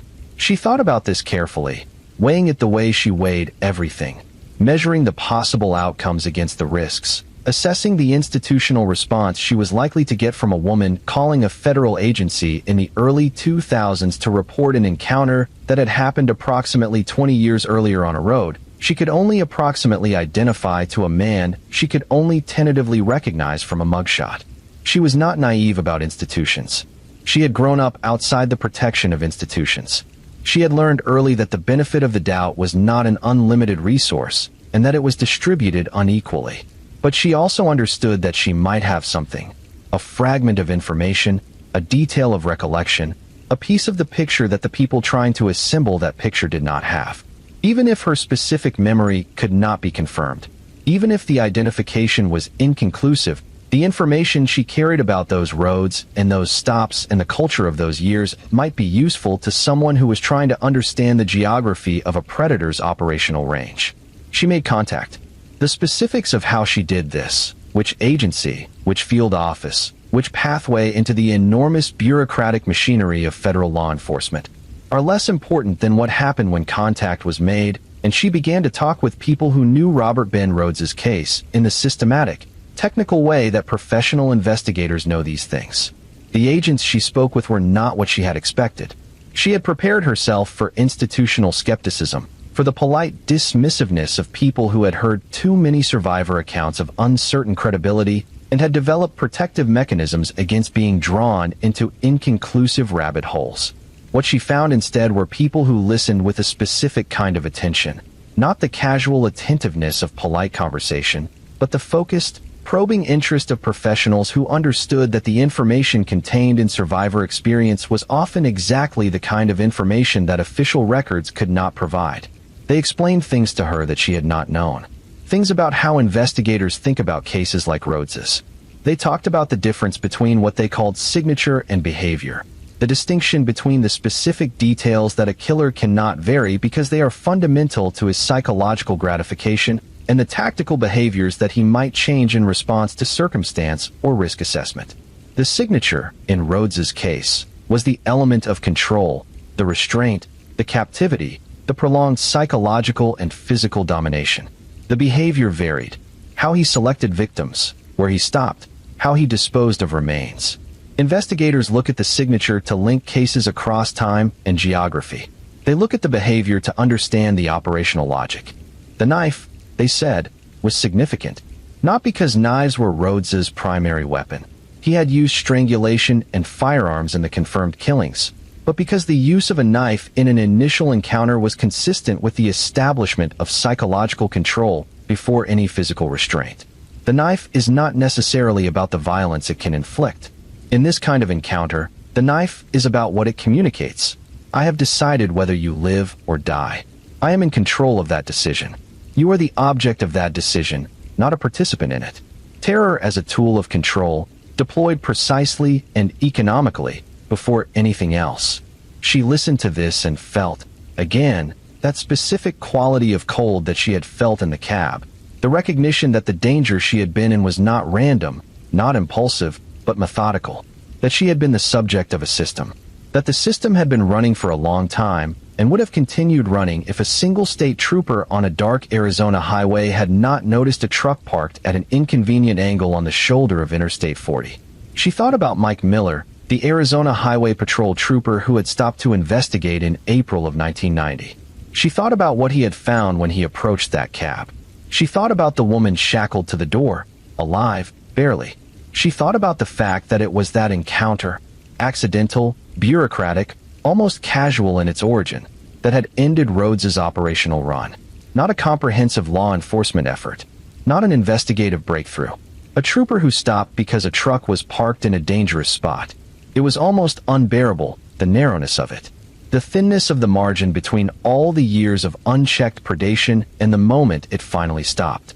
The agents also told her about a framework she had not previously known about, the Highway Serial Killings Initiative. In 2004, the FBI had formally launched a program to address the specific problem of murders committed along America's highway system, a pattern that had been developing for decades but had been systematically invisible to law enforcement because of the jurisdictional fragmentation that allowed a crime committed in one state to be divorced from similar crimes in 3 other states and to remain unconnected indefinitely. The program used a database, the Violent Criminal Apprehension Program, known as VICAP, to build a national picture from local cases, looking for the signature matches that linked crimes across geography and time. By the time she was having these conversations, investigators had compiled information on more than 750 murder victims found along or near U.S. highways. The number would eventually grow to over 850. The majority of victims were women living transient lives, often involved in sex work or hitchhiking, precisely the population that had shared the road with her in the 1980s. Many of their cases had never been formally connected to any suspect. Many of them remained, in the official record, as Jane Does, identified only by case number and discovery location, their actual identities and stories subsumed into the bureaucratic category of unresolved. She heard all of this, and she thought about the girl in the dumpster. The girl who had been there the morning after the first driver dropped them off. The girl in the bag. The girl at the truck stop. She thought about her the way you think about an unfinished sentence, something that keeps returning to the surface of your mind because its own incompleteness will not let it settle. Who was she? That question became the next thing. Not the only thing. Her life continued to contain all the usual dimensions of a life. The work and the relationships and the ordinary business of being alive and present in the world. But underneath all of it, persistent and unquiet, the question remained. She started trying to find out. This was not a simple undertaking. She did not have precise information about where she had been when she saw the body. She had a general sense of region, a partial sense of timeline, a few visual details that she had been carrying for 20 years, the parking lot configuration, the particular quality of the light, the sound of voices. She had the name of a town that she associated with the memory, though even this was uncertain, because trauma-affected memory does not work the way that people who have not experienced it sometimes assume it does. It does not preserve location and sequence with the clarity of a camera. It preserves emotional register, sensory impressions, the feeling of a moment, while the spatial and temporal details can shift and blur and overlap in ways that make reconstruction genuinely difficult. She also had her father. He was still alive at the time she began this part of the search, and when she called him, carefully, without explaining the full context of why she was asking, she described what she had seen and where she believed she had been, and he confirmed, with the kind of specific memory that parents sometimes retain about the geography of their children's wanderings even when they have not been present for the wandering itself, that yes, she had been in that general area, that the timeline matched, that the truck stop she was describing had existed in the place she was thinking of, the confirmation that she was not misremembering, that the girl in the dumpster was not a dream or a constructed memory or the kind of false detail that traumatized minds sometimes produce, was, paradoxically, not a relief. It was a weight, because a confirmed memory is an obligation. A confirmed memory of a dead girl asks something of you that a possibly imagined one does not. She began to look for the record. The search for the girl in the dumpster turned out to be an education in the specific ways that the American record-keeping system fails the people it is least invested in protecting. She did not know this going in. She went in with the assumption, reasonable, she thought, given that this was a death, a young woman's death, at a commercial establishment, that there would be something. A police report, a coroner's record, a newspaper item, even a small one, even a 3-paragraph item buried in the local section of whatever paper served the area. Something that said, here, a life ended here, a person was found, we noted it. She began with the local law enforcement agencies in the area she had identified from her memory and from her father's confirmation. She called non-emergency lines, explained what she was looking for, said she had been in the area at the time and had witnessed the discovery of a body and was trying to find out if the case had been resolved. She kept her explanation straightforward and her tone measured. She had learned, from the FBI contacts, something about how to frame requests so that they sounded procedural rather than personal, because procedural requests received a different kind of response than personal ones. What she encountered was a wall, but not a single solid wall. It was the more disorienting kind, a porous, inconsistent wall, full of doors that appeared to lead somewhere and then opened onto other walls. One department told her they did not retain records from that far back, which might have been true or might have been the administrative shorthand for we do not have the capacity or the will to search for records from that far back on a request from an individual with no official standing. Another department told her that their records from that period had been destroyed in a routine archive clearance, a practice that was apparently common in smaller jurisdictions that lacked the storage capacity for decades of paper files and had not yet digitized historical records. A third department could not be reached at all. The number she was given by the county's administrative office rang, without answer for 3 days. The truck stop itself, she discovered, no longer existed. The location where she placed her memory had been built over, a gas station redevelopment, she was told, sometime in the late 1990s. The physical space where the body had been found, where the small crowd had gathered, where she had stood at the edge of the parking lot and understood for the first time the true nature of the world she was moving through. That space was now something else entirely, a forecourt with new concrete and bright pump canopies, scrubbed of any evidence of what it had once been. This is how history is erased. Not through dramatic revisionism, not through the deliberate destruction of evidence, but through the ordinary entropy of time and the institutional tendency to retain only what is administratively useful.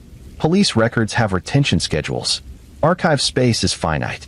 Local newspapers from small towns in the 1980s are not comprehensively digitized. The physical locations where events occurred get redeveloped. And in the gaps created by all of these ordinary processes, the record of what happened to certain people, specifically the people who were least powerful, least connected, least able to advocate for their own posthumous documentation, simply disappears.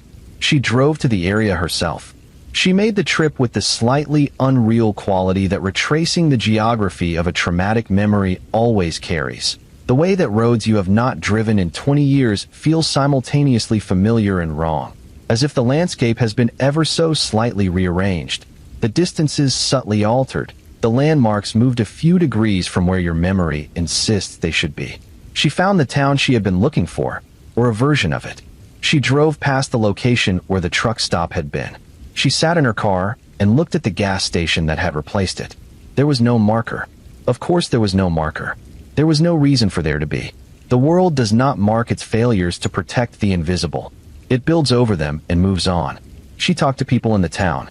She was careful about how she did this, not presenting herself as an investigator or a researcher, just as someone with a personal connection to the area, someone asking about the old truck stop, whether anyone remembered it, whether anyone had been around in those years. She was careful because she had learned that the mention of a dead body in a conversation with a stranger in a small town tends to produce one of two responses. Either the person doesn't remember or claims not to remember, or they remember very specifically, and their remembering carries a particular quality of discomfort, the discomfort of someone who has been carrying a thing they were never sure they were allowed to put down. Most of the people she talked to did not remember. They were too young, or they had not been in the area then, or the truck stop had not been part of their world. One elderly man at a diner, a man who had been working at a shop near the truck stop in those years and remembered it with the particular affection that people have for vanished landmarks of their own past, remembered hearing something about a girl found at the stop. He could not give her details. He could not give her dates. What he gave her was the confirmation that it was not nothing, that the memory of something had existed in that community, even if the documentation had not survived. She drove back home with less than she had hoped for, and more than nothing. She filed what she had found with the FBI contacts she had established. She had been maintaining those conversations intermittently, reporting in when she found something that seemed relevant, receiving in return what they were able to share about the broader investigation into Rhodes's operational history, which was not much, because active investigations have information that cannot be shared publicly, and because even completed investigations into cases as old and as geographically dispersed as Rhodes's are subject to ongoing review. What she learned from these conversations, incrementally and in pieces, was something she had suspected but not confirmed. The geographic range of unidentified highway killings that could potentially be attributed to Rhodes, or to other predators operating in the same spaces, was enormous. The FBI's highway serial killings database, by the time it had been running for several years, contained information on hundreds of victims whose deaths had never been conclusively linked to any specific perpetrator. The majority were women. The majority were women who had been living in what investigators called high-risk lifestyles, a term she found clinical and slightly offensive, because what it described was not lifestyle choices, but survival strategies, the adaptive behaviors of people who had been pushed to the edges of the social structure and were doing what they needed to do to remain alive in those margins. She thought about that phrase, high-risk lifestyle, and she thought about herself at 15, hitchhiking across America, sleeping in truck cabs, calculating constantly, surviving constantly. She thought about what it would have meant for her case to have been categorized under that heading, if she had not survived, if she had ended up in a dumpster at a truck stop and been found the next morning. High-risk lifestyle. As if the risk were self-generated, self-sustained, independent of the social and economic conditions that had put her on that road in the first place. She understood, from these conversations and from her own research, something fundamental about why the highway predation pattern had been able to persist for as long as it had. It was not that no one noticed. It was not that the bodies were not found. It was that the bodies were found and categorized in a way that placed them in a tier of investigations that received less urgency, less resource, less follow-through. The victim profile, transient, marginalized, often without strong family ties that would generate sustained pressure on law enforcement, created a specific kind of investigative inertia. Cases stayed open without being actively pursued. Evidence was collected and stored without being analyzed. Jurisdictional boundaries created parallel silences that no one was positioned to bridge until the FBI's initiative created the infrastructure for bridging them. 25 long-haul truckers would eventually be identified and imprisoned for multiple murders along American highways. 25. That number, when she first heard it, sat in her chest like a physical weight. 25 men who had used the mobility and anonymity of the trucking profession to kill multiple women across multiple states over multiple years before being caught. And in most of those cases, the catch came not from the active detection of the crimes as they were occurring, but from the backward reconstruction of a pattern, sometimes years after the fact, when improved DNA technology or database connectivity or simple investigative persistence finally closed the distance between a body found in a field and a name in a system. She thought about Mike Miller stopping his cruiser on Interstate 40 in Arizona. She thought about how many Mike Millers there had never been. How many moments when the pattern might have been interrupted by an observant officer, an alert witness, a reporting victim who was believed, and the interruption had not come, and the truck had pulled back onto the highway, and the road had kept going, and another woman had been somewhere ahead, waiting at the edge of the light. She thought about running into those trees. She thought about how dark it had been, and how she had stood there shaking, and how at no point had it occurred to her that running was anything other than the only option available. There had been no pause in which she thought, I could call someone. There had been no calculation that included law enforcement as a resource. She had been 15 years old and she had run into the dark and she had survived. And the next day, she had gotten back on the highway because that was where she had to be. And the man in the cab had gotten back on the highway too. And neither of them had ever had to account for that night in any official way, in any record, in any document that would survive the passage of time and be searchable by the people whose job it eventually became to find the pattern. This is the thing about invisible people. The invisibility is not one-sided. It does not only protect the victim from consequences, it also protects the predator. Every unreported encounter is a gap in the record. Every girl who ran rather than called. Every woman who calculated that reporting would bring more harm than silence. Every survivor who carried the thing in her chest for 20 years before sitting down at a computer and reading an article about a man in a mugshot. These are the gaps that allow a pattern to persist, that allow a man to drive for 15 years, that allow the body count to accumulate in the margins of a country that had decided it did not need to look there. She understood this now in a way she had not understood it in the moment. Understanding it did not fix it, but it added urgency to the search, gave it a shape that was bigger than her personal history. She was not only looking for the girl in the dumpster because of what that girl meant to her, the personal, intimate recognition of shared vulnerability. She was looking because the girl in the dumpster was the shape of the whole problem, concentrated into a single face and a single stillness in a parking lot. Find her, give her a name, force the record to acknowledge her existence. This was a small act, maybe an impossible act, but it was the act available to her, and she intended to do it. She went to Appalachia. The decision to go to Appalachia was not entirely rational, and she knew that. It was driven by a combination of the fragmentary geography of her memory, the confirmation her father had given her, and a kind of intuition that had served her well on the road and had not entirely abandoned her in the years since. The sense that the truth of a thing is often not in the official record but in the texture of the place itself, in the people who live in proximity to events and carry the knowledge of them in the unsystematic, impermanent way that human communities carry things that are not written down. She had done additional research before making the trip. She had found, through a combination of old newspaper archive searching, the kind of tedious, fragmentary work that involves contacting newspaper morgues and requesting microfilm copies of issues from specific months in specific years, that there had been a cluster of unresolved violent deaths of young women in the general region she was looking at, all within a span of several years in the mid to late 1980s. Not all of them were truck stop cases. Not all of them fit the same profile. But the density of them, the concentration of young women dying in circumstances that had not produced convictions, or in many cases even charged suspects, was higher than the baseline rate of violent crime in the area would have predicted.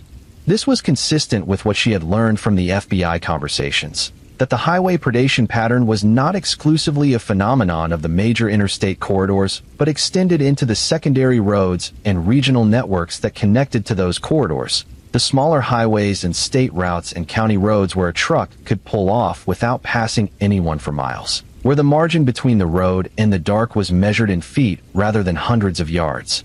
She drove into the region with a notebook and a recorder she'd borrowed and a firm intention to talk to people without imposing any particular narrative on what they told her.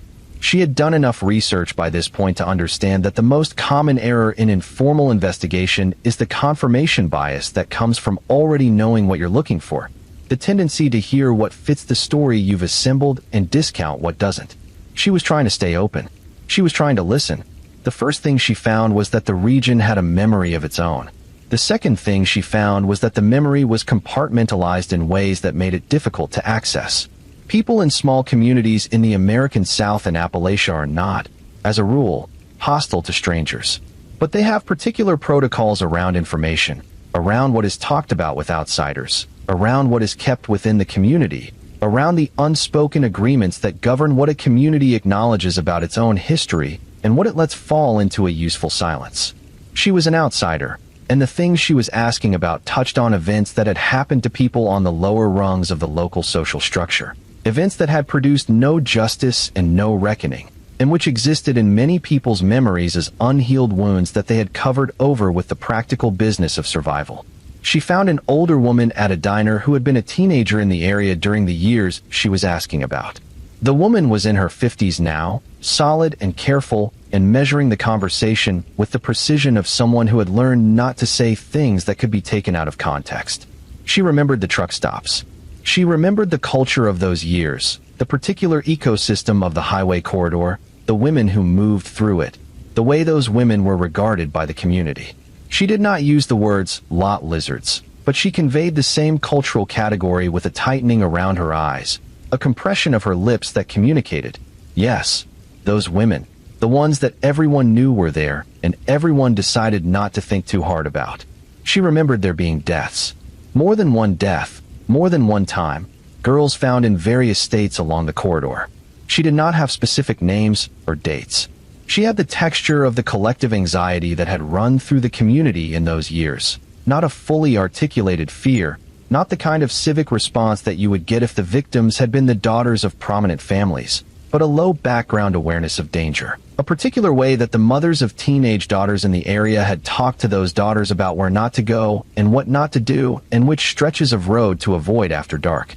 The woman paused when she finished saying this. She looked at the table between them. She said, nobody really asked about them. The ones who died. Nobody came with questions for very long. The weight in those words was the weight of the whole story, compressed into 2 sentences. Nobody really asked about them. Nobody came with questions for very long. This was the institutional inertia given a human voice. This was the way that the failure to count certain lives as fully countable perpetuated itself through the generations. Not through any single act of deliberate cruelty, but through the accumulated effect of not asking, not asking, not asking, until the asking simply stops happening and the silence becomes the environment that the whole community lives in, and the question of why nobody asks stops being a question at all. She thanked the woman and left the diner and sat in her car and wrote down everything the woman had said, the exact words and the pauses and the way the woman had looked at the table. She talked to several more people over the next 2 days. A retired deputy who had worked in a county south of where she was asking and who remembered, with uncomfortable precision, the policy of minimal documentation that had governed the investigation of deaths on the highway corridor. Not a written policy, he was careful to clarify, not something anyone had put in a directive, but the ambient understanding that cases involving women from the road did not receive the same resources as cases involving women from the town, because the calculus of community priority simply did not assign the same weight to both. He said this with the plain regret of a man who had made peace with his own complicity in things he now understood more clearly in retrospect than he had in the moment. She asked him directly, "Do you think any of those deaths were connected?" He was quiet for a moment. Then he said, "I think we didn't look hard enough to know. I think the not looking was a choice, even if it wasn't a decision. I think there are probably cases in those files, the ones that still exist, that would look different if someone with the right database and the right resources went through them. Whether anyone ever will, I can't say." She found a local historian, a woman who had been documenting the social history of the region for a community organization and who had, somewhat by accident, accumulated information about violent deaths that had occurred along the highway corridor in the 1980s. The historian was careful to clarify that she was not a criminologist and that her documentation was partial and unsystematic, assembled from newspapers and personal interviews and church records rather than from law enforcement sources. But what she had was a list, not a complete list, she emphasized, very far from complete, of women who had been found dead along the highway corridor in approximately the span of years she was asking about, whose cases had been categorized as unresolved and had then simply remained in that category without further documented investigation. She looked at the list. Some of the names she recognized from the FBI database materials she had been given access to, in the partial way that the database shared information with members of the public who had established legitimate connection to cases. Most she did not recognize, because they had never been connected to anything in any national database, had never been subject to the kind of cross-jurisdictional analysis that would have placed them in the broader picture of highway predation. They were local cases. They had remained local, and in remaining local, they had remained effectively invisible to the systems that might have connected them to something larger. She asked the historian how she had found them. Through church records, mostly, the historian said. Churches in small towns keep records of funerals and burials that local governments sometimes don't. And when a young woman died in ambiguous circumstances, and there was no family available to claim her or to arrange a funeral, some churches, not all of them, but some, had provided burial as a matter of basic human dignity, and had noted in their records the circumstances as they understood them. Young woman, found on the highway, cause of death listed as manner undetermined or violence. Buried in the church cemetery in a grave that might have a name if one was known, and might have only a number if one was not. She asked if she could see the church records. The historian said she would need to contact the churches directly, and gave her 3 names and locations. She visited all 3. The first church had burned in a fire in 2007, and its records had been lost. The second church had records that were partially intact, water damage from a roof leak in the 90s, some pages barely legible. And the pastor, a young man who had not been there in those years, allowed her to look through them with the careful, deferential courtesy of someone who understood that he was being asked to open a door to history, and that history was sometimes not what you expected on the other side. In those damaged pages, she found 3 entries. 3 young women, recorded in the church's burial register in the span of years she was looking at, with notes indicating each had been found along the highway corridor under unclear circumstances and had been buried without positive identification. One had a partial name. a first name only, scrawled in ink that had bled in the water damage, legible but uncertain. One had no name at all, listed only by the date of burial and the notation. Young woman, approximate 15 to 20 years, found at truck stop en route. The route number was illegible. She stood in the cool air of the church office, and she looked at that notation, and she thought about the girl in the dumpster. Approximately 15 to 20 years. Found at truck stop. She could not confirm that this was her. She would never be able to confirm it without DNA testing, without dental records, without the kind of forensic infrastructure that required institutional will to deploy and had not been deployed for these girls. But the weight of the probability settled over her in a way that had nothing to do with official evidence and everything to do with the accumulated understanding of 20-plus years of living with this question. She took photographs of the records with her phone. She walked through the small graveyard at the back of the church before she left. The graves there were orderly and well-maintained for the most part, the community looking after its dead with the dignified regularity that faith communities maintain. And at the far edge of the graveyard, set slightly apart from the main rows, there were 4 small stones. Simple, unmarked stones except for numbers, 1 through 4. She stood at those stones for a long time. She did not pray exactly. She was not sure she knew how to pray in a conventional sense, had lost whatever relationship with formal religion she had once had somewhere along the road. But she stood there, and she spoke silently, in the direction of the stones, the things she had never been able to say out loud to anyone because there had been no one to say them to. She said, "I saw you. I don't know if it was you specifically, but I saw a girl, and she was real, and she mattered. And I am sorry that I kept walking.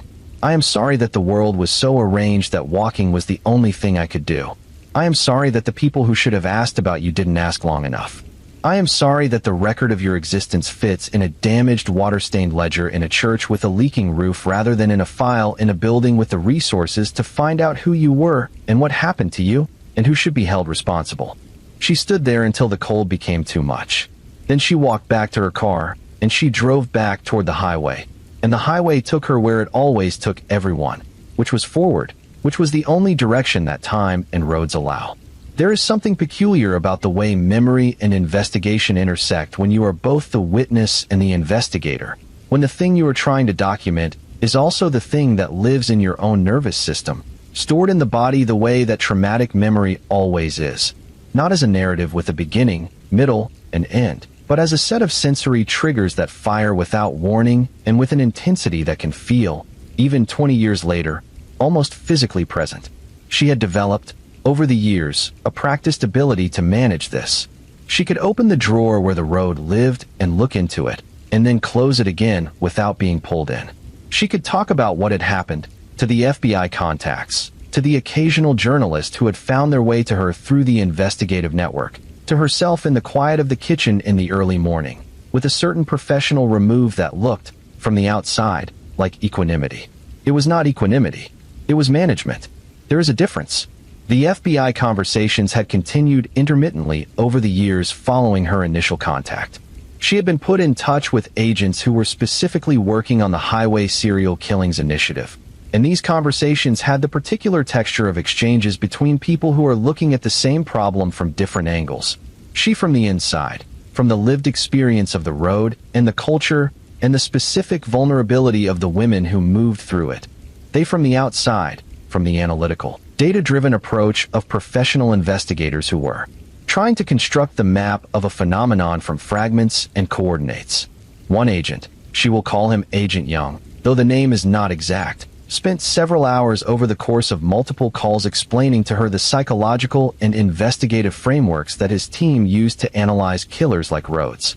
He talked about organized versus disorganized offenders, about the way that certain predators' crimes become more refined over time as they develop operational confidence and learn which methods reduce their exposure.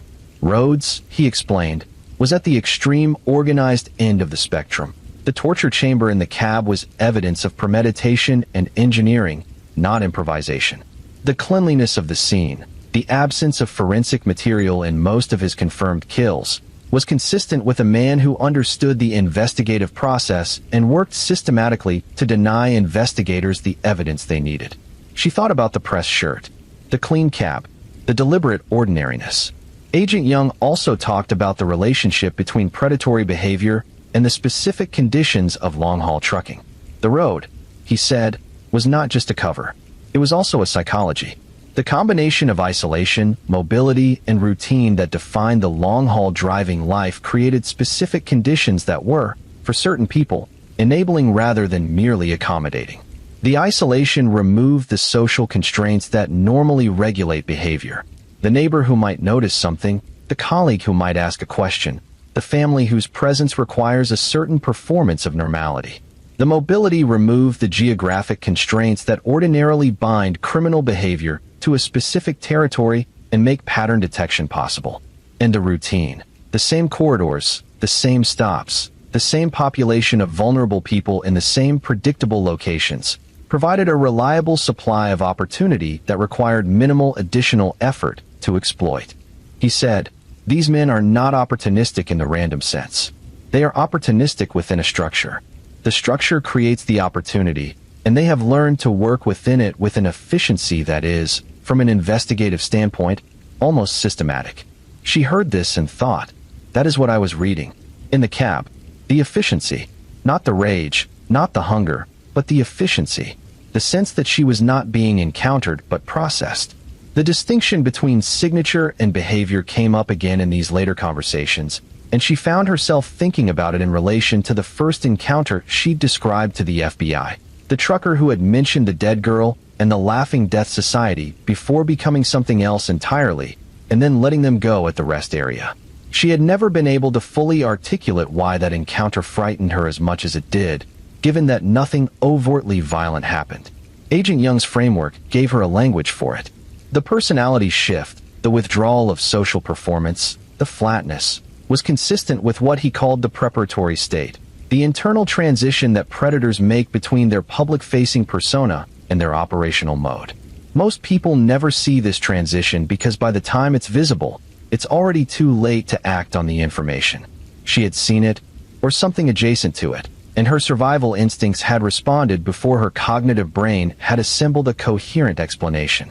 The knife encounter, she told him, had felt different. More direct, less transitional. As if whatever calculation was being made had already been completed. He was quiet for a moment after she said that. Then he said, the word he used, run, is consistent with something we see in a subset of predators who use psychological control as their primary tool. The terror of being released is, in some cases, more operationally useful than the act itself. You ran. You didn't report. You spent years not talking about it. The silence after a release event is almost as valuable to a predator who wants to keep operating as the silence produced by any other outcome. She sat with that for a long time. The idea that her survival might have been, in some sense, part of the mechanism rather than a defiance of it. That the word run had not been mercy or game, but function. A way of producing exactly the silence and the trauma and the departure from the official record that she had produced, exactly as intended. She did not know if this was true in her specific case. She did not know if the man in that cab was Robert Ben Rhodes or someone else. She did not know if the calculation she was attributing to him was accurate or if she was constructing a logic for something that had been, at its core, more arbitrary. But she held the framework because it was the most complete explanation she had found for a thing she had been living with for decades, and because it aligned with everything else she knew about the pattern. The survivor parallels were the hardest part of this period for her. The FBI work had given her access, over time, to general information about Rhodes's confirmed victims and the circumstances of their encounters with him, and reading those profiles, assembled from case files and interviews and forensic reports, produced a specific, recursive quality of recognition that she found deeply destabilizing in a way she had not expected. Regina K. Walters was 14 when she ran away from home in Pasadena, Texas, in February of 1990. She had a boyfriend, Ricky Lee Jones, 2 years older, whom she cared about, who traveled with her. She was hitchhiking. She was heading somewhere specific, somewhere that felt like better than where she had come from. She had brown eyes and dark hair. She was young and she was alive, and she had made the same calculation that every runaway makes when the danger at home outweighs the danger on the road. She did not survive. Rhodes had killed Ricky quickly. She would not let herself think about the specific mechanics of that. and had then kept Regina in the cab for weeks. The details of those weeks are documented in the case file, and were introduced at trial, and will not be reproduced here in their specificity, because to reproduce them is to participate in a kind of documentation that serves the horror rather than the humanity. What she knew, what she had learned from the evidence presented at trial, was that Regina had endured something that was structurally a prolonged exercise in the dismantling of personhood, the systematic reduction of a human being to an object that could be controlled and discarded. And then Rhodes had taken photographs of her. This is perhaps the detail that is hardest to metabolize. Not because the violence was not devastating in its own right, but because the photographs, found in his possession when he was arrested, introduced at trial, seen by investigators and jurors, and ultimately made part of the public record of the case, represent something specific and calculated about how Rhodes understood what he was doing. He was not merely enacting violence. He was documenting it.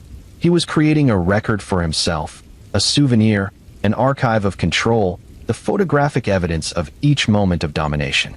One of the photographs from the abandoned barn where Regina was killed was described at trial and became, in the coverage of the case, the image that most concisely communicated the horror of what had happened. A girl with very short hair. He had cut it as part of the process of control, the deliberate removal of identity markers, standing in the barn, her hands raised in a gesture that investigators described as defensive, as if fending off an attack. Her face visible, her eyes visible, a living person present in the frame, the absolute fear legible in every element of her posture. Ricky Jones's body was found in Mississippi, not Utah, not Texas, Mississippi, hundreds of miles from where he had been taken. The geography of Rhodes's crimes was itself a kind of argument about the absurdity of jurisdictional law enforcement. A man could kill a boy in Texas and dump the body in Mississippi and torture a girl for weeks across multiple states and kill her in an Illinois barn, and the complete picture of what happened would not be assembled for years, because no single jurisdiction held enough of the evidence to see the whole thing. She looked at everything she had assembled, the FBI conversations, the church records, the newspaper archives, her own memory, the profiles of the victims she had learned about, the geographic spread of the confirmed and suspected killings, and she tried to see it as a whole, as a single phenomenon, rather than a collection of individual tragedies.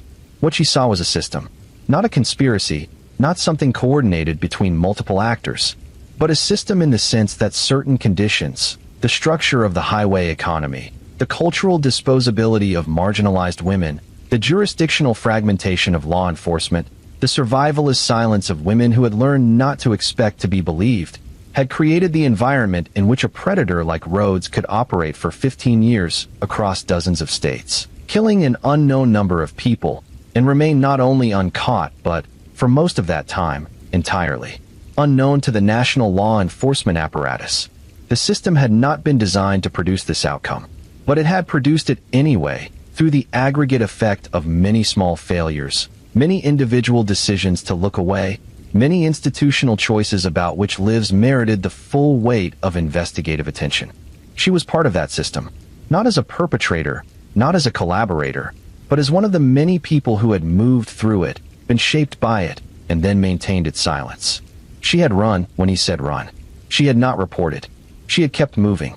She had spent 20 years not thinking about the man with the knife because not thinking about him was the only way to keep the drawer closed, to keep the past in a manageable relationship with the present. She had been wrong to stay silent, and she had also been completely rational to stay silent, and both of those things were true simultaneously, and the space between them was where the whole weight of the story lived. She decided to write it down, not for publication, not initially, for herself, because the act of articulating what she had experienced, of building it into a sequence with words and structure, would force her to inhabit it fully for the first time rather than sidling past it in the way that she had been doing for decades. She would write about the road. She would write about the truck stops.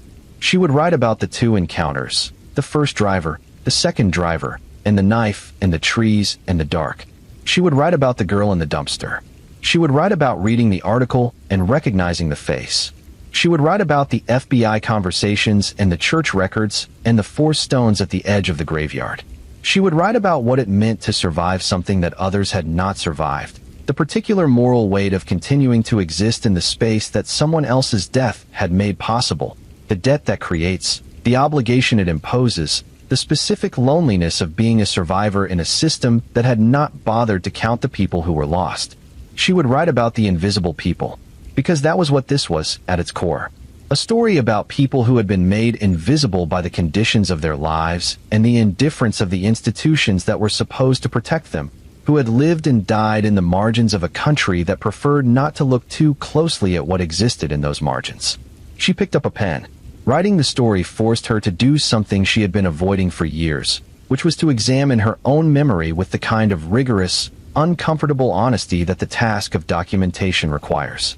Memory, she had learned, from her own experience and from the FBI conversations, and from the reading she had done in the years of her investigation, is not the reliable archive that most people treat it as. It is reconstructive rather than reproductive. Every time you access a memory, you are not playing back a recording, but rebuilding the event from a combination of stored fragments, contextual knowledge, and the current state of your understanding, and the reconstruction is slightly different each time, shaped by what you now know and who you now are, in ways that are invisible to the person doing the remembering. This is not a flaw in human cognition. It is a feature. It is what allows memory to remain useful across time, to be updated as new information arrives, to integrate what you've learned with what you experienced. But it means that a 20-year-old memory of a face in a truck cab, revisited after seeing a mugshot, revisited again while writing a document designed to be honest, revisited yet again while talking to FBI agents who have specific information about confirmed behaviors. That memory has been through many iterations of reconstruction, each one slightly different. And no version of it can be held up as objective truth. She was honest about this. In everything she wrote and everything she said to the people investigating the case, she maintained a careful distinction between what she could say with confidence, which was the quality of the experience, the emotional and sensory register of it, the behavioral profile of the man in the cab, and what she could not say with confidence, which was the specific identification, the certain claim that the man who held the knife was Robert Ben Rhodes and not some other predator who happened to be operating in the same spaces with the same methods. The uncertainty was not comfortable. It was especially not comfortable given the nature of what she was describing. Given that on one side of the uncertainty was the possibility that she had been in a truck cab with one of the most prolific unconfirmed serial killers in American history, and on the other side was the possibility that she had been in a truck cab with someone else, someone whose crimes might also be unrecorded, unresolved, embedded in the same system of invisible violence that had swallowed the girl in the dumpster, and the women in the church graveyard, and the 37 Jane Does in the FBI database who had last been seen at truck stops along corridors that overlapped with Rhodes's known routes. Either way, the horror was the same. Either way, the system had failed.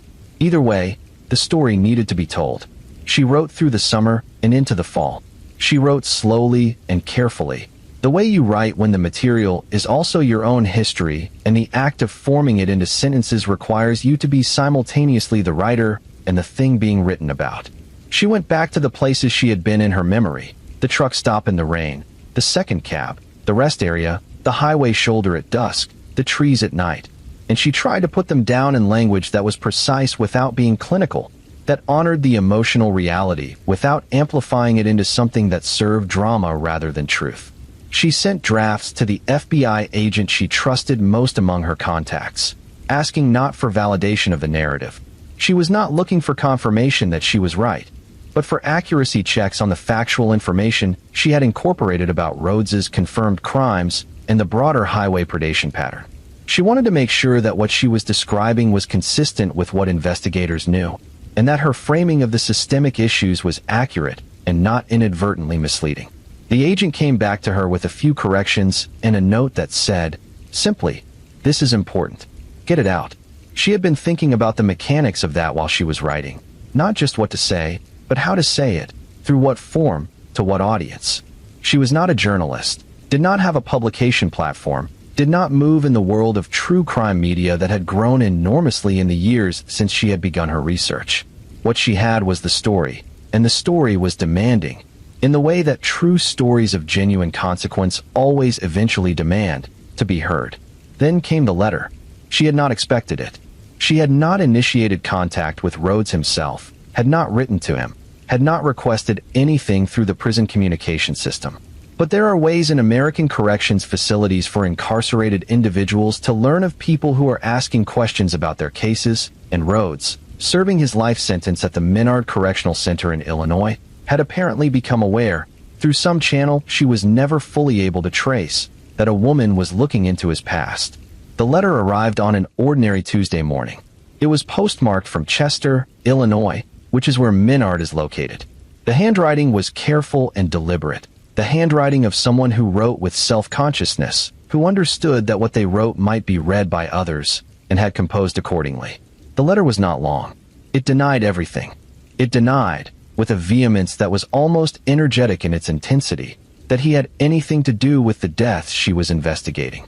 It denied that he had operated in the areas she was asking about. It denied the pattern that investigators had spent years documenting. And in the middle of the denial, in a passage that she read 3 times before she was sure she had understood it correctly, he had written, in capital letters, the size of the letters suggesting physical force applied to the pen, "It wasn't me."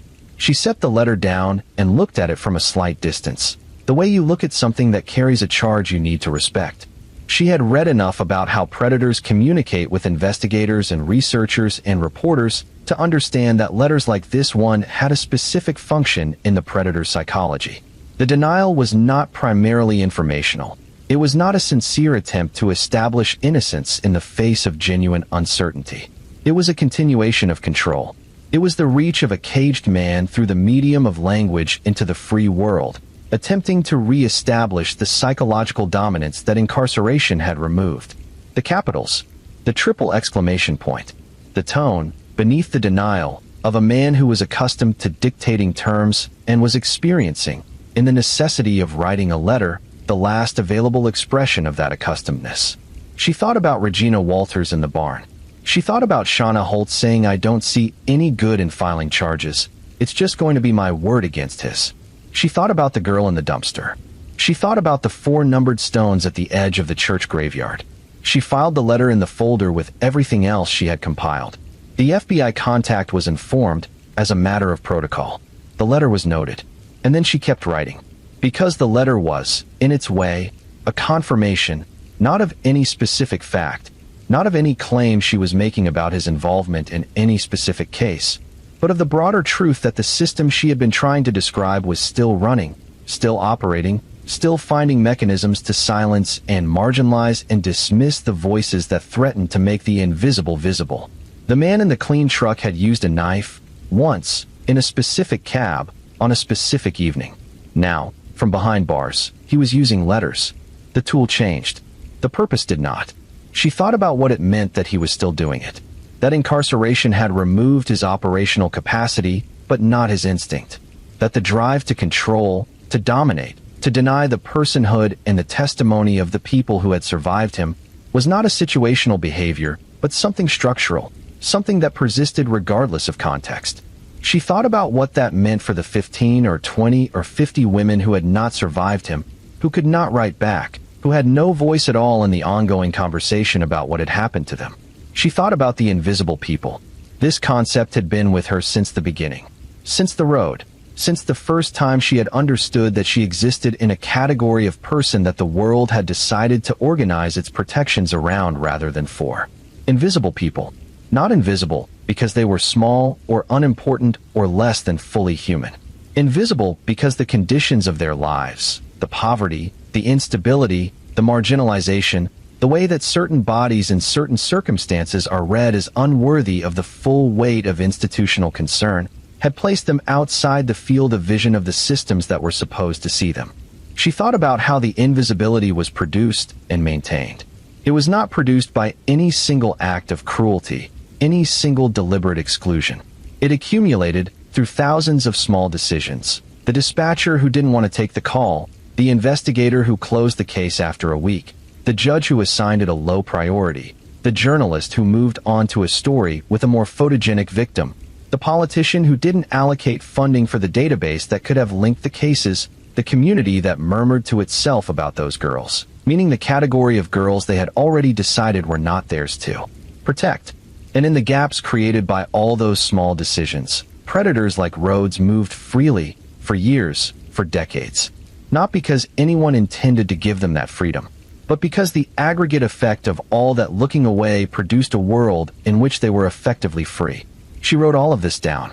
She wrote it down for the girl in the dumpster, for Regina Walters, for Patricia Walsh and Douglas Ziskowski, for Shauna Holtz, who had been brave enough to report but not believed enough for it to matter, for the women in the damaged ledger in the water-damaged church, for the numbered stones, for every woman whose last documented location was a truck stop on an interstate corridor, whose file had been categorized as open and then effectively abandoned.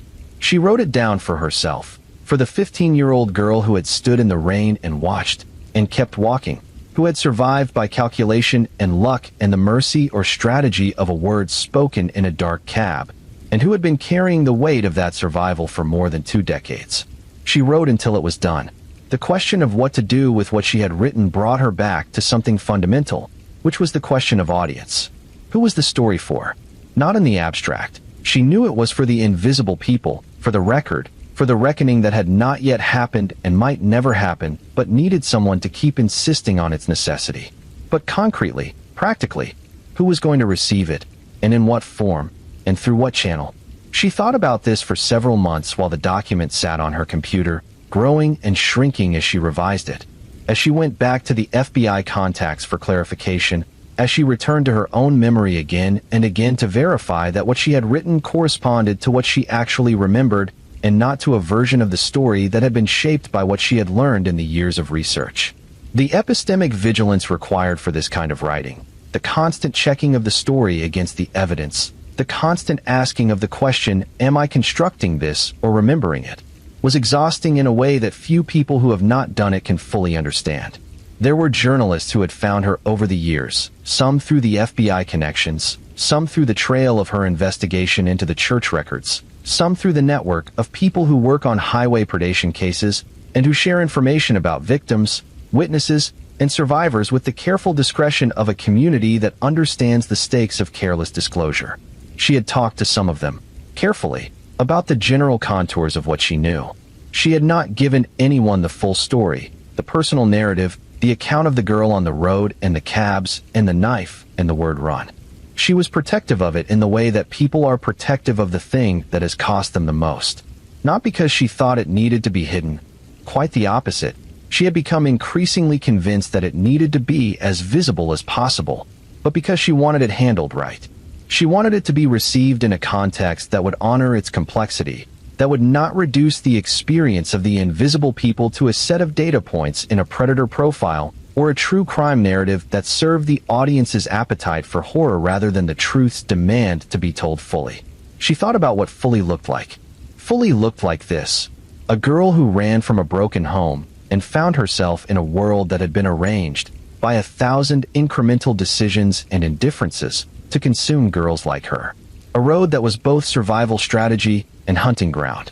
A culture, the truck stop culture, the CB radio culture, the lot lizard culture, that had developed its own economy of disposability and silence.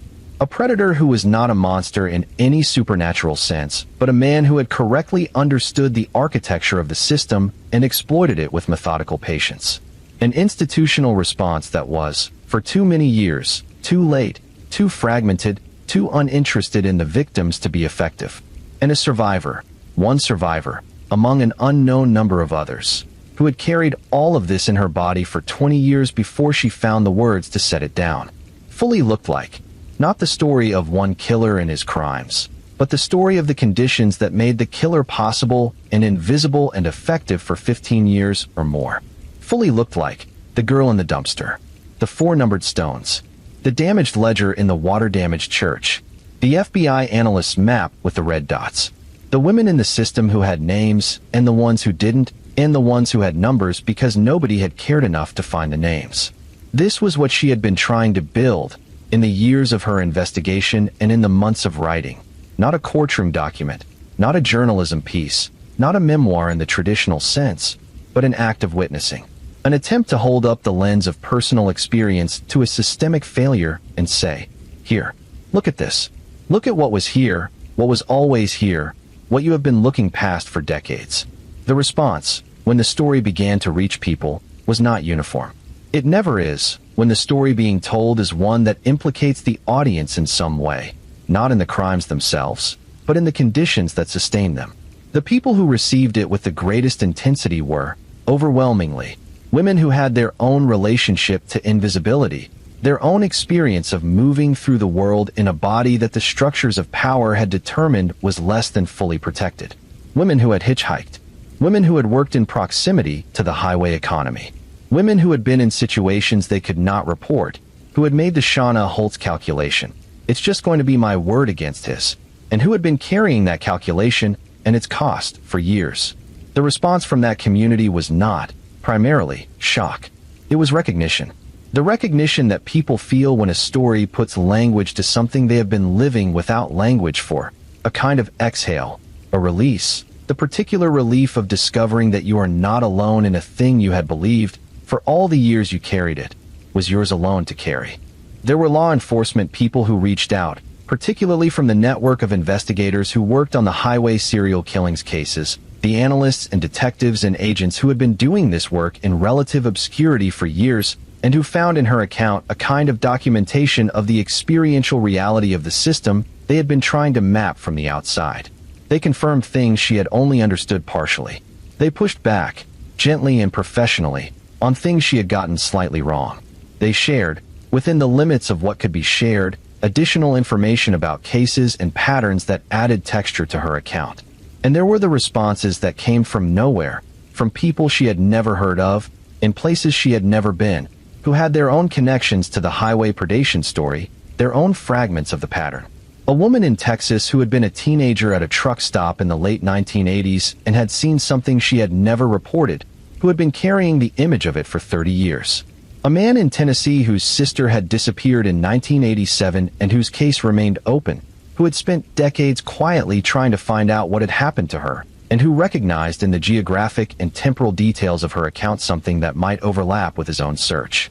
A retired trucker in his 70s who had driven the same corridors in the same years, and who wanted to tell her that the culture she described, the silence, the looking away, the ambient contempt for the women who worked the lots, was real, was accurate, was not an exaggeration, and that he had known things he had not said, and that the not saying had been eating at him ever since.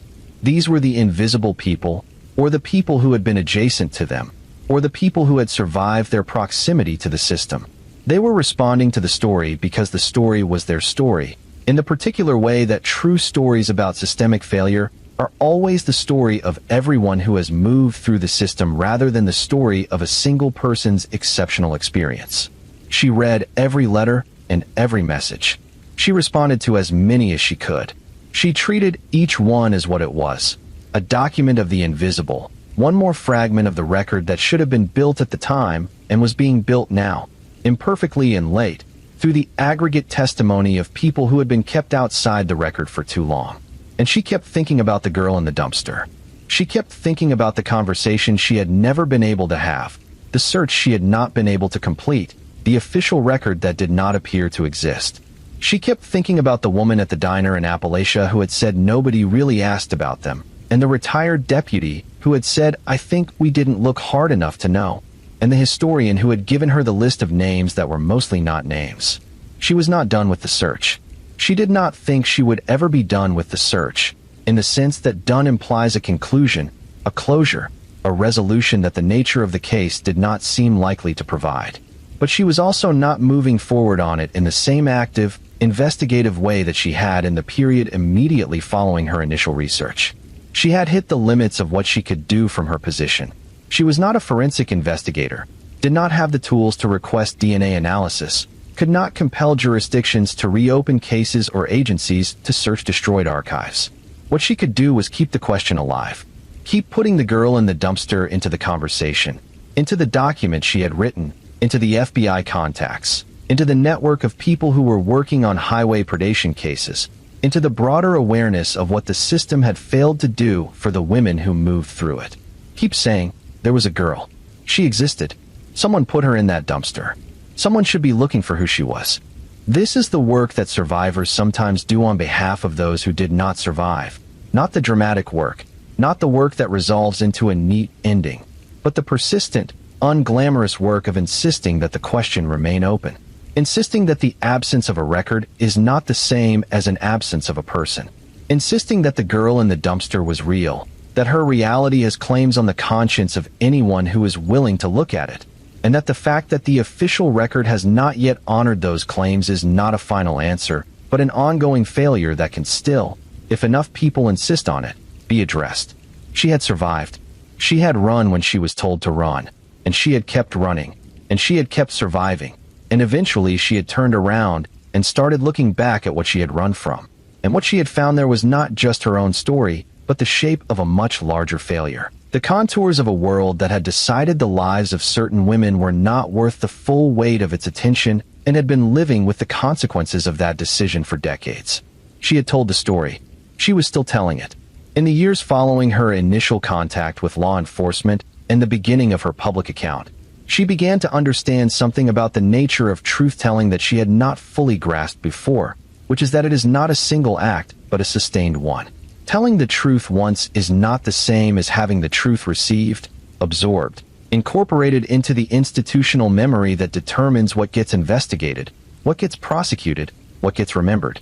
Truth-telling in the context of systemic failure requires persistence, the willingness to keep saying the same thing in different contexts, to different audiences, in different forms, until the cumulative weight of the repetition pushes it across the threshold of comfortable ignorance into something that cannot be comfortably ignored.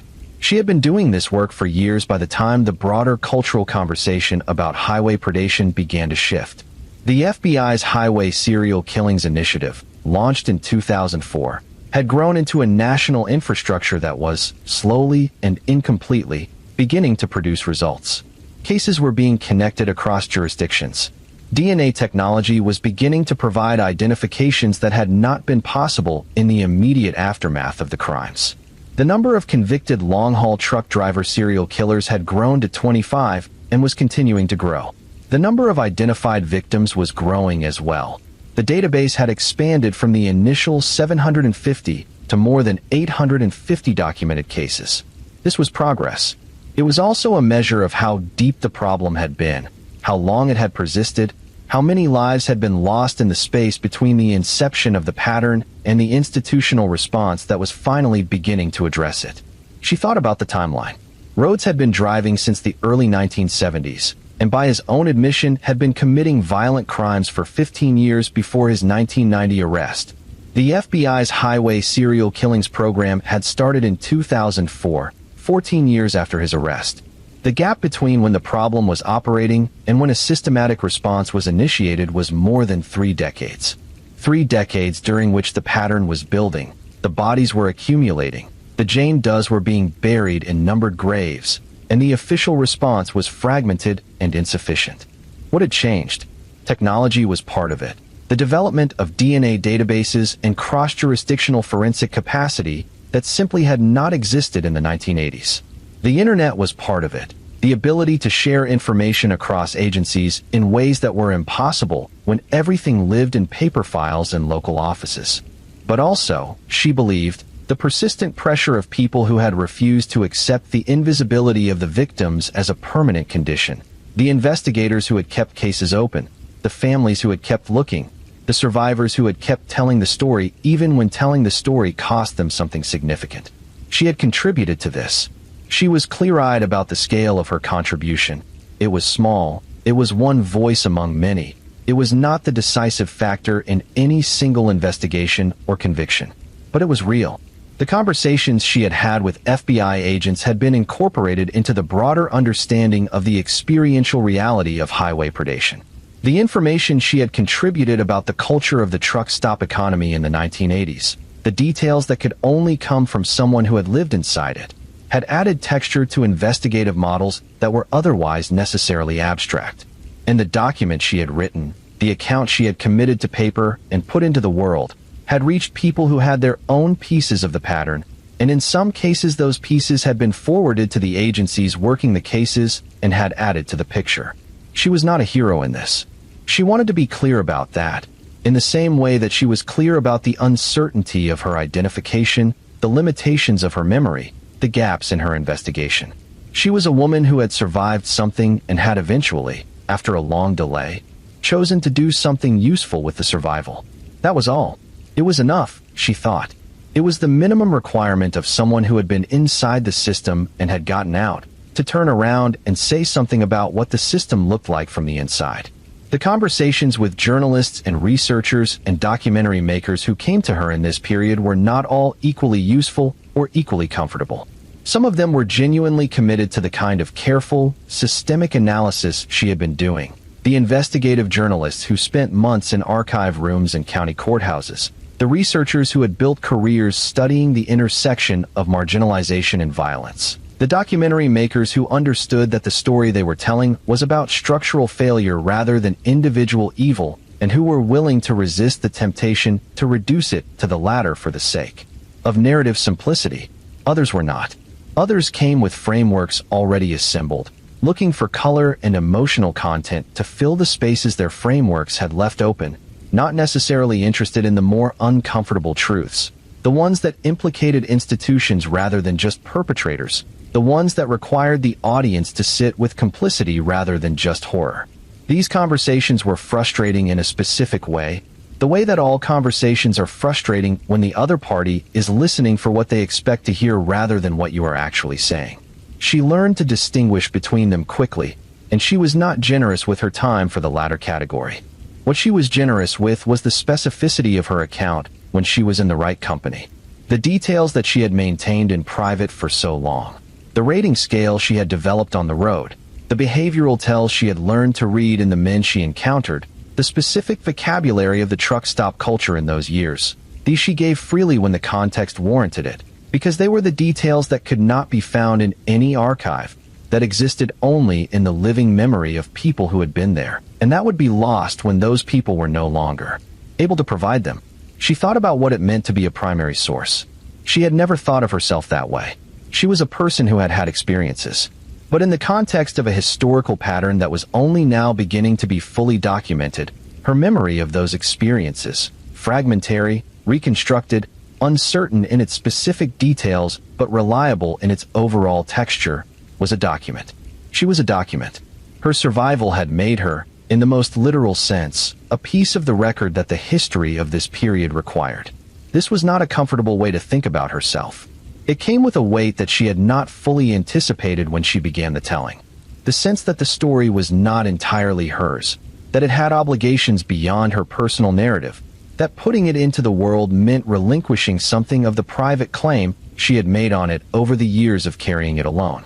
But it was also, in a way she had not expected, a kind of freedom. The story did not need to be hers alone anymore. It could be given over to the broader work of understanding and accountability that it was part of, and she could carry it differently. Not as something hidden and private, a stone in the chest, but as something that had been offered and received, and was now doing what it needed to do in the world. She thought about the numbered stones at the church graveyard. She thought, those women deserve to be primary sources too. They deserve to have their experiences documented and analyzed and taken seriously by the institutions that existed to take such things seriously. They deserved what she had eventually gotten.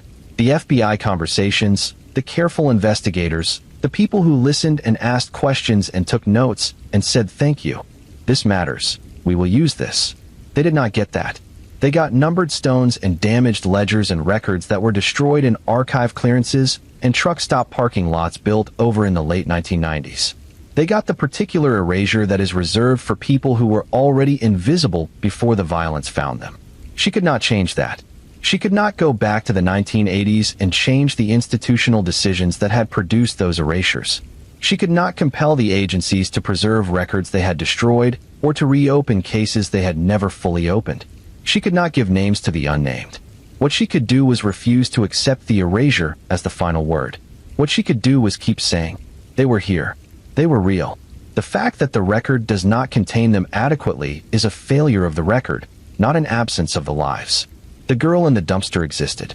The women in the numbered graves existed.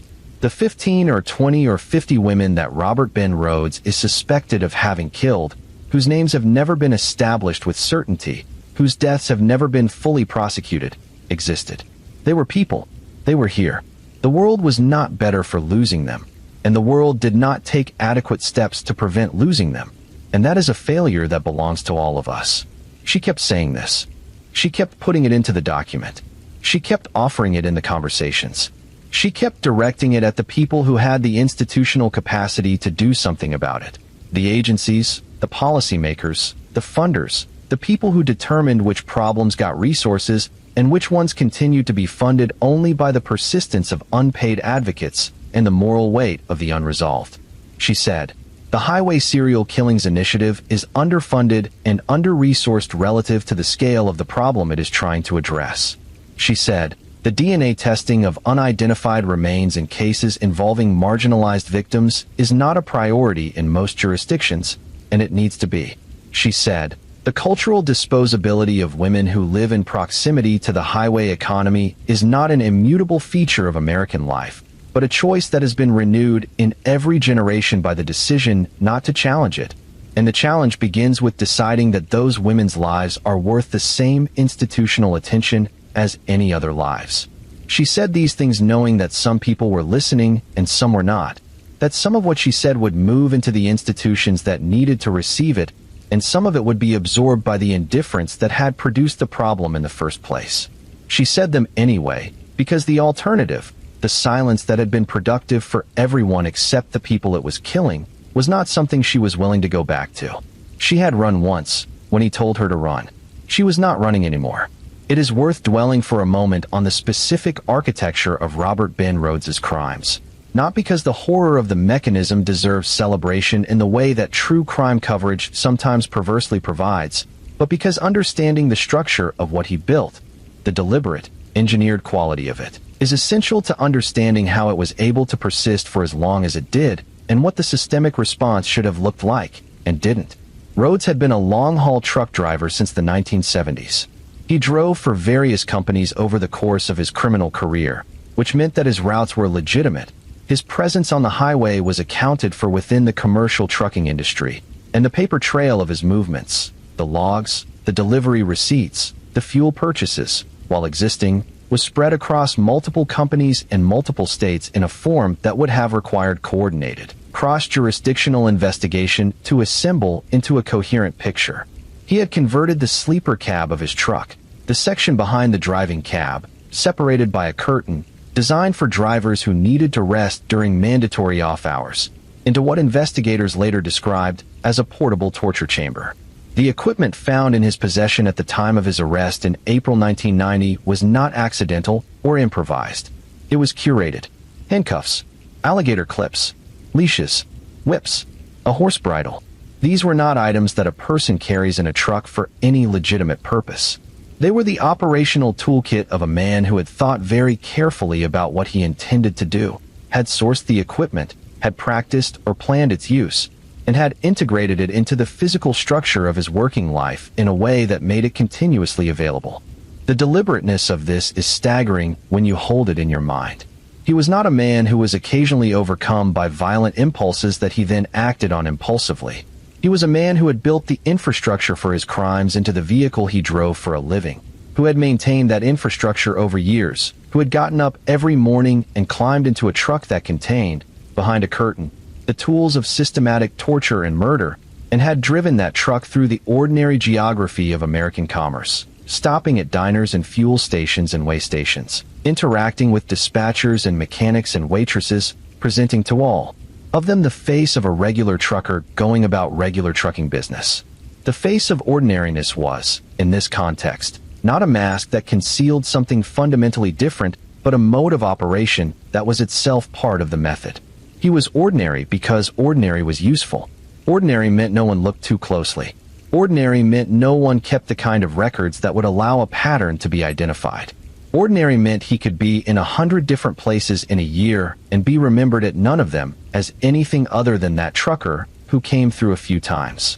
She had read that he had been involved in the BDSM community in Houston in the 1980s, a detail that investigators noted not to condemn a community that operates entirely within consensual parameters, but to understand the psychological landscape from which his specific pathology had developed. The BDSM community, for all its transgressive associations, operates on a foundational commitment to consent and safety that is, in practice, more explicitly articulated than in most conventional sexual contexts. What Rhodes had done was not an extension of BDSM practice. It was the appropriation of its vocabulary and its imagery, the restraints, the power dynamics, the physical intensity, in a context from which consent had been entirely removed, replaced by violence and terror. He had taken the form and destroyed the content. This distinction matters not for any reason related to the legal or moral evaluation of consensual adult practice, but because it illuminates something about the psychology of control. Rhodes was not driven by an inability to control himself. He was driven by an insistence on controlling others. The construction of the torture chamber, the careful selection of equipment, the targeting of specific categories of victim, the management of the timeline of a captivity that sometimes extended for weeks. All of this required extraordinary self-control. The predator who carries the thing inside him for decades without being caught is not a creature of impulse. He is a creature of discipline. The discipline of someone who has decided that what he wants is more important than any other consideration, and who has organized his entire existence around the systematic pursuit of that want. This is harder to process than the alternative. The impulsive, explosive predator is frightening but comprehensible. We recognize the mechanism, even if we cannot condone it. The patient, disciplined, methodical predator is something different.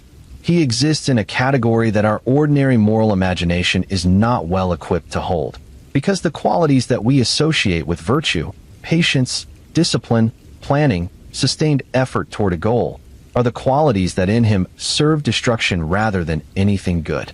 The agents who had talked with her about Rhodes were careful to contextualize his psychology without excusing it, which is the appropriate and difficult balance that serious investigators maintain when dealing with this category of violent offender. The dishonorable discharge from the Marines, the father's crimes and suicide, the failed attempt to join law enforcement, the 3 marriages, the documented abuse of his 3rd wife. All of these were features of the landscape in which his pathology developed, but none of them were its cause in any deterministic sense. The same landscape, in different people, produces different outcomes. What made Rhodes specifically into what he became was a convergence that investigators could describe in its parts, but not fully explain in its totality. The particular combination of early exposure to predatory behavior, institutional failure, opportunity, and the absence of any consequence that might have interrupted the trajectory before it became fully operational. She thought about his early encounters with the law, the vehicle tampering, the public fight, the dishonorable discharge. None of these had produced a meaningful intervention. None of these had generated the kind of sustained, careful attention that might, in retrospect, have been warranted. He had moved through the system, and the system had processed him in the bureaucratic way. The discharge, the rejection by law enforcement, the re-entry into civilian life, without anyone looking at the accumulation and asking what it indicated about the trajectory. This too was part of the systemic story. The failure to interrupt a predator early is not only a failure of victim protection, but a failure of perpetrator detection, an inability or unwillingness to take the early indicators seriously enough to act on them, to ask what this pattern suggests about where this person is going and what resource should be directed toward finding out. She thought about the girl in the dumpster again. If any single one of the things she had been cataloging, the cultural disposability of highway women, the jurisdictional fragmentation, the institutional inertia around marginalized victims, the failure to interrupt Rhodes's trajectory early, had been different, how different might the outcome have been? She knew the question was unanswerable in any specific sense. History does not run in parallel. But asking it was not an exercise in futility. It was an exercise in accountability, in understanding precisely which failures had produced which outcomes so that the same failures could, in principle, be corrected. She had been asked, by journalists and researchers, and people who came to her work with a combination of academic interest and personal investment in the questions it raised, whether she felt anger. Not grief, not sadness, not the exhaustion of years of carrying a heavy thing, but anger. At Rhodes specifically, at the system, at the specific people who had made specific decisions that allowed the pattern to persist. Her answer to this question had evolved over the years. Early in the telling, she had felt something that was in the family of anger but was more like indignation. The sharp, immediate response to injustice that precedes the longer, heavier work of understanding it. Later, as the understanding deepened and the picture became more complex, the indignation had settled into something colder and more sustained, something that she did not have a precise word for, but that functioned like a long, controlled burn rather than a sudden flame. It was not hatred. It was not rage. It was the particular feeling of someone who has spent years looking at a preventable harm and cannot look away from the fact that it was preventable, that the prevention was within the capacity of the institutions that failed to prevent it, and that the failure was not inevitable but chosen through indifference, through resource allocation decisions, through the specific valuation of some lives over others. She felt this, and she used it. She used it to fuel the persistence that the work required, the continued conversations, the continued documentation, the continued insistence that the question remain open and that the institutions responsible for answering it be held to that responsibility. She did not feel this about the 15-year-old version of herself. She had reached, through years of careful internal work that she would not fully describe here because it was her own and she had no obligation to put it in public, she had reached a kind of peace with that girl. Not forgiveness in the Christian sense, because she had not done anything that required forgiving. Not absolution, because there was nothing to absolve. More like recognition. The recognition that the 15-year-old who had stood at the edge of a crowd looking at a dead girl in a dumpster, and then kept walking had done the only thing that the world she was in allowed her to do. And that holding that against her was the same logic that the system had been using to discount the lives of women like her for decades. The logic that says someone who survives under terrible conditions is responsible for the conditions. She rejected that logic. She had survived. She had eventually turned around and told the story. These were the two things she had been able to do, and they were the two things she had done, and she was at peace with that. She was still looking for the girl in the dumpster. She would keep looking. There is a moment, in the work of understanding a long and complex injustice, when you begin to feel the shape of the thing in its totality, when the fragments of evidence and testimony and investigation that you have been assembling over years begin to cohere into something that has weight and dimension in a legible form. She had reached this moment, or something close to it, somewhere in the middle of the years of research and writing and conversation, and the form that emerged when all the fragments came together was not the form she had expected. She had expected the story to be about Robert Ben Rhodes. She had begun with him at the center, the predator whose gravity pulled everything else into its orbit. The confirmed killings, Regina Walters, Ricky Jones, Patricia Walsh, Douglas Ziskowski, and the others whose deaths he had confessed to or been implicated in. The torture chamber in the cab, the 15 years of undetected predation, the arrest, the conviction, the life sentence. But the form that emerged when she held everything she had found at a sufficient distance to see it whole was not a story about a man. It was a story about a space. A story about the spaces between states, between jurisdictions, between the categories of people that institutional protection was designed to cover. Rhodes was real, and his crimes were real, and his guilt was real, and his victims were real. But the story of how those crimes were possible for so long, how they accumulated to the numbers they reached, how the bodies were found and filed and forgotten. That story was not his story. That story was everyone's story.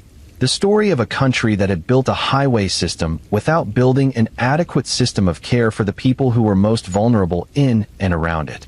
She had interviewed, informally, through the network she had built, a woman who worked for a nonprofit focused on anti-trafficking efforts along highway corridors. The woman had been doing this work for 2 decades and had a specific, ground-level knowledge of the truck stop economy that complemented the analytical knowledge she had gathered from the FBI conversations and the research.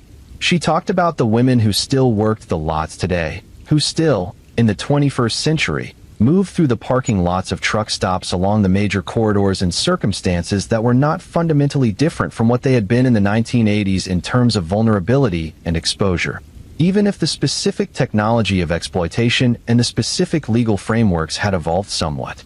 She talked about the way that outreach workers, people who came to the lots with supplies and information and a willingness to listen without judging, were sometimes the only point of contact between those women and any system that acknowledged their existence and their rights.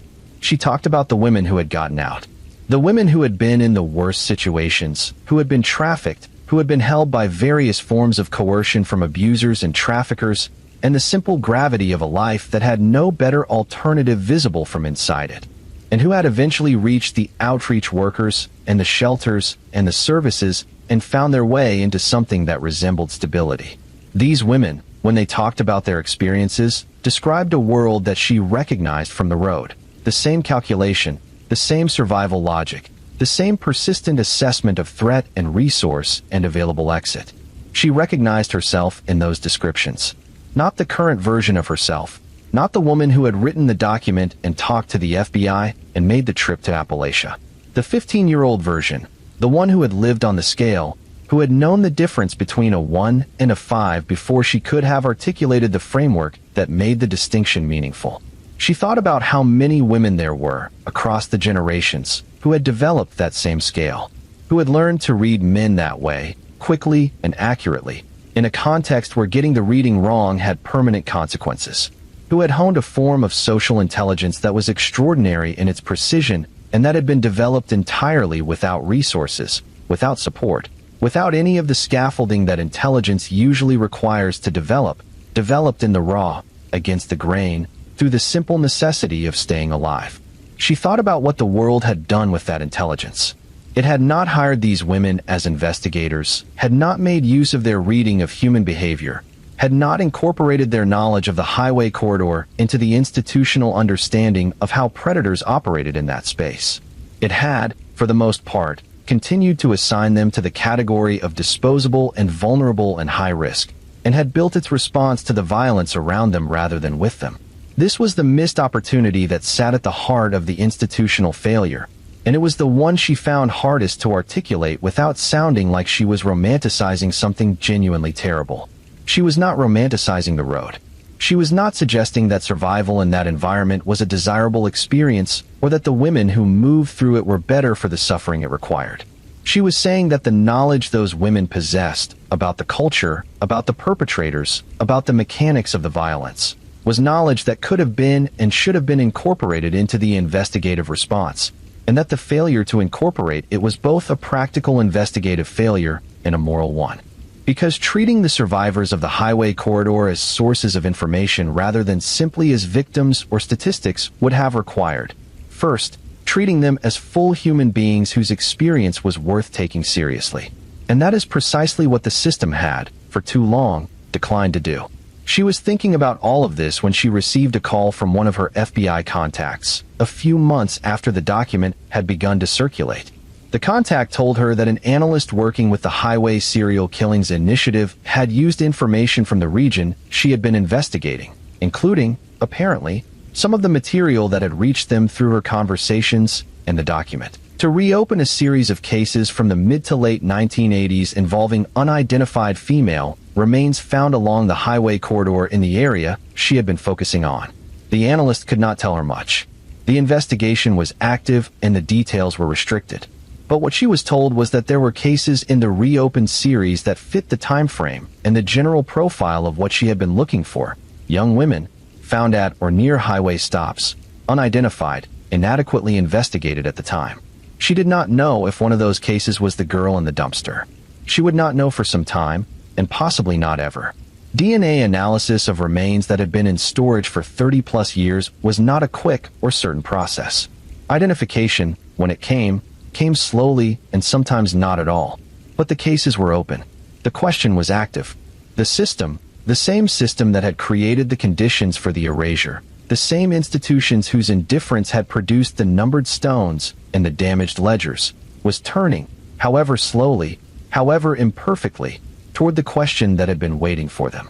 She sat with this for a long time. She thought about what it meant. Not resolution. It was nowhere near resolution. Would not be resolution until names were found and families were notified and the record was corrected and the inadequacy of the original investigation was officially acknowledged. But movement in the right direction. The machinery that had been looking away, finally, partially, reluctantly, with enormous inertia still working against it, beginning to look. She thought about Regina Walters, found in that barn in Illinois in September of 1990. Regina, who had been 14 when she ran away from home in Pasadena, Texas, who had loved a boy named Ricky, who had been heading somewhere she believed was better. Regina, whose father had received an anonymous phone call. A phone call from Rhodes, investigators later determined, in which a voice had said, "I made some changes. I cut her hair," and had hung up when the father asked if she was still alive. She had been thinking about that phone call for years. The cruelty of it was almost incomprehensible. Not the cruelty of someone in the grip of uncontrollable rage, but the cruelty of someone making a deliberate choice, deciding to reach through the telephone into the life of a grieving father and deliver one more increment of suffering, calculated and specific and personal. Calling the father, telling him about the haircut, hanging up. This was the signature. Not the killing, which was the behavior that varied, but the need for the response, the hunger to see or hear or imagine the impact of the harm. The call to the father was not a practical act. It served no purpose except the purpose of the predator's own satisfaction. It was the signature expressing itself in the only form available to it now that Regina was gone. She thought about writing to Rhodes. She had received his letter. She could write back. She considered this for a long time, over many days, in the way that she considered things that mattered, slowly, with full attention to the different possible outcomes, the different ways the exchange could develop and what each development would mean. She was not naive about what he would do with a letter from her. She understood that any communication from her would be processed by him through the same mechanism he used for everything, as an opportunity for control, as a test of the power dynamics between them, as a way of assessing whether his campaign of denial and intimidation was working. She thought, but communication goes both ways. Even with a man like Rhodes, even in the asymmetric context of an exchange between a free person and a man serving life without parole, there is something that the letter writer gets from the writing that is independent of the recipient's response. She thought about what she would say. She would not accuse. She had no certainty to accuse with. She would not ask for confession. She had no expectation of receiving one. She would not perform the rage or the fear that he would be expecting from her, the emotional states that would give him the satisfaction of having produced an effect. She would describe the girl in the dumpster. She would describe her in as much detail as she could remember. The way she looked, the parking lot, the rain, the small crowd. She would describe what it had felt like to stand there at 15 and understand, with the particular clarity of a girl who had already learned not to look away from hard things, what she was seeing. She would describe the 20-plus years she had spent trying to find out who the girl was. She would describe the church graveyard and the 4 numbered stones. She would describe what it meant to her, personally, that this girl had no name in any official record, and what she believed it should mean to anyone who had any connection to the pattern of violence that had produced her. She would not use the letter to establish whether he was responsible for this specific death.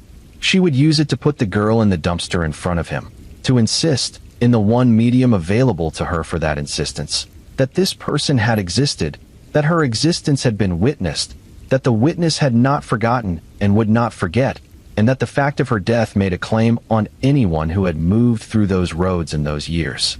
She wrote the letter. She was not sure she would ever send it.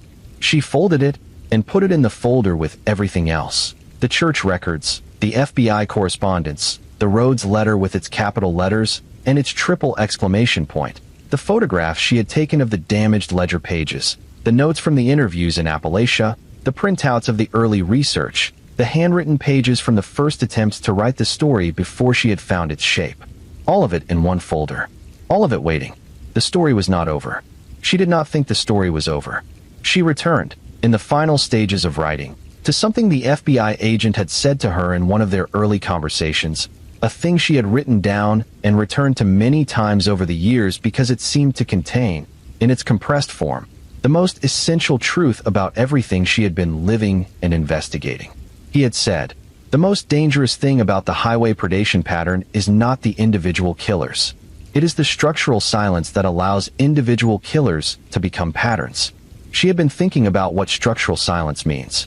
It means something different from ordinary silence. Ordinary silence is the absence of sound in a room.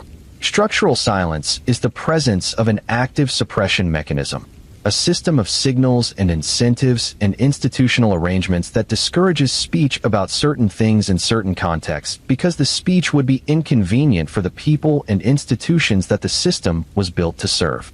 The structural silence around the deaths of women on the highway corridor in the 1980s and 1990s was not maintained by any single decision or any single institution.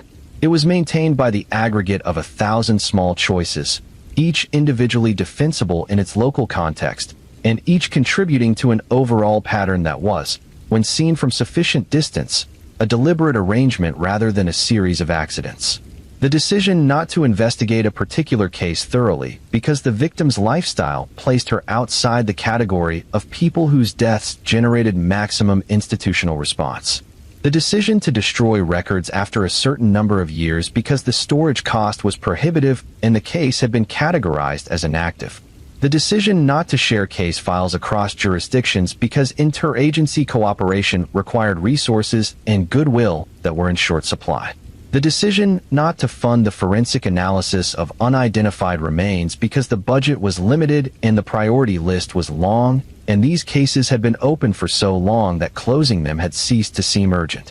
Each of these decisions, taken individually, was understandable in the circumstances of the institution making it. None of them was, in isolation, an act of deliberate cruelty. But the accumulation of them produced something that was indistinguishable, in its effects, from a deliberate decision to let a certain category of person be killed without consequence.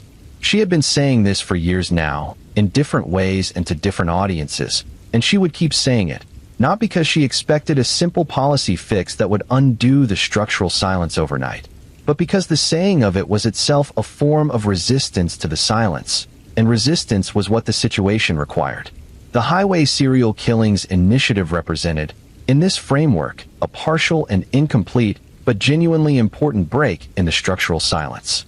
It was the FBI saying, formally and institutionally, "We have noticed a pattern, we are willing to name the pattern, and we are building the infrastructure to address it." This was not nothing. After decades of fragmentation and indifference, the naming of the pattern was itself significant, even before the pattern was fully resolved. By 2024, the estimates for the number of murders connected to long-haul truckers had reached 850 and were still growing as cases were re-examined with improved technology and investigative frameworks. There were 25 known long-haul truckers serving prison sentences for multiple murders. There were hundreds of cases still open, hundreds of Jane Does still unidentified, hundreds of families still waiting. The work was nowhere near complete, but it was happening. She thought about the girl in the dumpster. She thought about her the way she always thought about her, with the quality of attention that you give to something unresolved, something that is still asking to be finished. She did not yet know if the reopened cases from the corridor she had been investigating would produce an identification. She would wait. She thought about the survivors. Not just herself. The landscape of survivors of the highway predation pattern was larger than she had initially understood, larger than she suspected most people knew.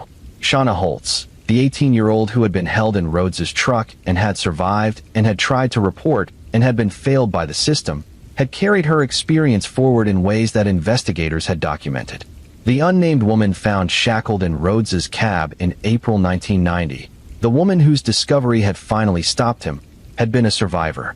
There were others, women who had been in those cabs and had gotten out, through luck or quick thinking or the word run or some other accidental grace, and who had then lived their lives carrying the thing in their chests, managing it, surviving it a second time in the years after. Some of them had told their stories. Many had not, for the same reasons she had not for so long. The calculation about being believed, the fear of the institutional response, the weight of the shame that is not theirs but lands on them anyway. She thought about what it would take to build an environment in which those stories could be told safely, in which the telling was not an act of exposure, but an act of contribution, in which the institutional response to survivor testimony was reception rather than skepticism, incorporation rather than dismissal. She thought that the answer was something like what she had been doing. Not any one thing, not a single policy or program or initiative, but the sustained, distributed work of insisting on the humanity of the invisible people, insisting that they had existed, that their experiences were real and documented and worthy of institutional attention, that their survival was not evidence of complicity and their victimization was not evidence of deserving. Insisting over and over and over, in the face of the structural silence and all the small decisions that maintained it.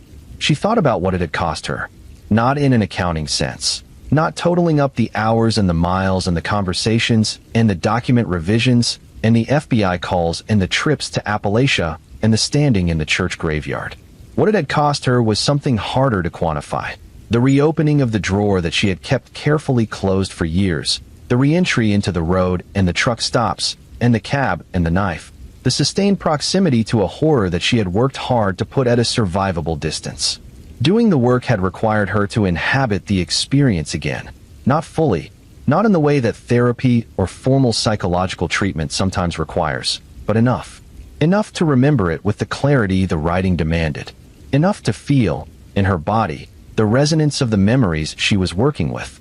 This had not been cost-free. She would be honest about that. The years of investigation and writing and testimony had been the most important work she had ever done, and they had also been, at times, the hardest. There were nights when the drawer opened on its own in the dark, and the memories came without invitation, and she lay awake listening to the sound of the highway that exists in the memory of everyone who has spent any significant time on it.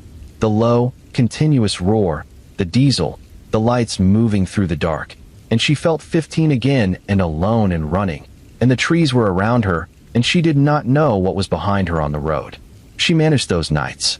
She managed them with the same tools she had been managing difficult things with for her entire adult life. The deliberate return to the present, the inventory of the room she was in, the particular grounding techniques she had developed over years of practice. The drawer, eventually, closed again.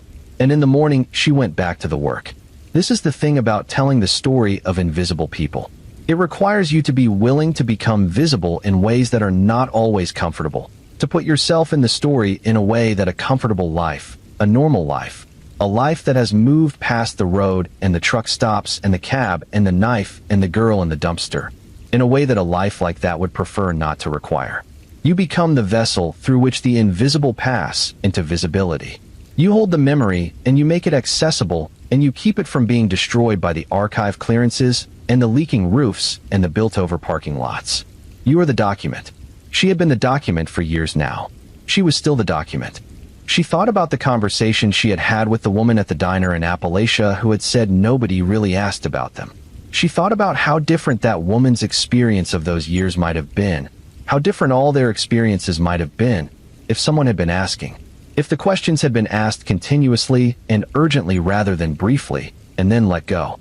If the institutional architecture had been built to sustain the asking rather than to let it fade. She could not change that for the past. The past was fixed in the way that pasts are fixed. What happened happened, and the limitations of the response are documented now in the case files, and the damaged ledgers, and the numbered stones, and they cannot be undone. But the future was not fixed. The future was where the questions could still produce answers, where the investigations could still find names for the unnamed, where the institutional architecture was still, slowly and imperfectly, and with enormous resistance, being reformed in ways that might prevent the same structural silence from producing the same pattern in the next generation. She had contributed to that. She would keep contributing to it. She was the document, and the document was not finished. This is what she knows about memory, after all of it. She knows that it is not a recording. She knows that the most precise thing she can say about what she carries from those years is not "this is what happened exactly," but "this is what I know happened," which is different, smaller, more honest. She knows that the cab and the knife and the word are real, that they happened, that the body knowledge of them has not faded in the decades since, even when the specific details have shifted and reassembled with each iteration of remembering. She knows that the girl in the dumpster was real. The convergence of memory and her father's confirmation and the church records and the FBI's reopened cases have given her enough to stand on, enough to say, she existed, something happened to her. She deserves better than the record has given her. She knows that the uncertainty is not a weakness of the testimony, but an honest feature of it. She is not going to stand up and say Robert Ben Rhodes was in that cab, because she does not know that with the certainty that a declaration requires. What she knows is that she was in a cab with a man who had the quality, the specific, recognizable, unforgettable quality, of the thing that Robert Ben Rhodes was, and that the thing she encountered was real, whether it was specifically him or some other iteration of the same evil, operating in the same space, in the same years, on the same roads. She knows that the roads were full of them.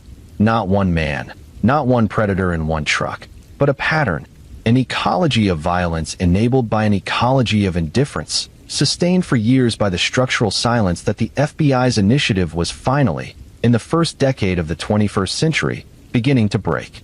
She knows that for every Robert Ben Rhodes who was caught and convicted and sentenced to life without parole in a maximum security prison in Chester, Illinois, there were others who were never caught, whose names never appeared in a case file, whose crimes remain embedded in the cold archives of the missing and unidentified, waiting for the DNA technology and the investigative will and the institutional attention that has still, in many cases, not arrived.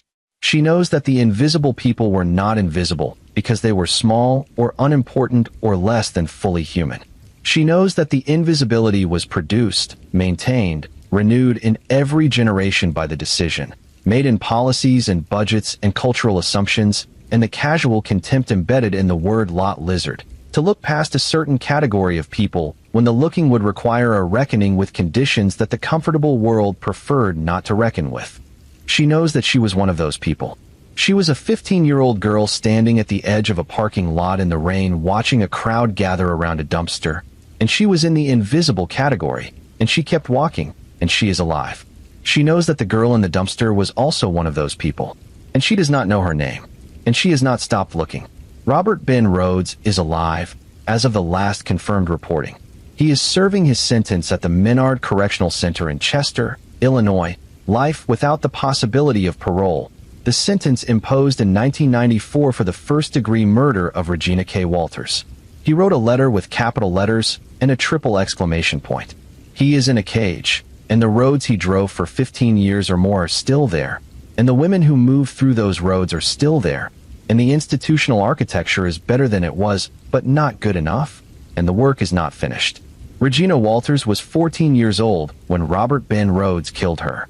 Ricky Jones was 18. Patricia Candace Walsh was 24.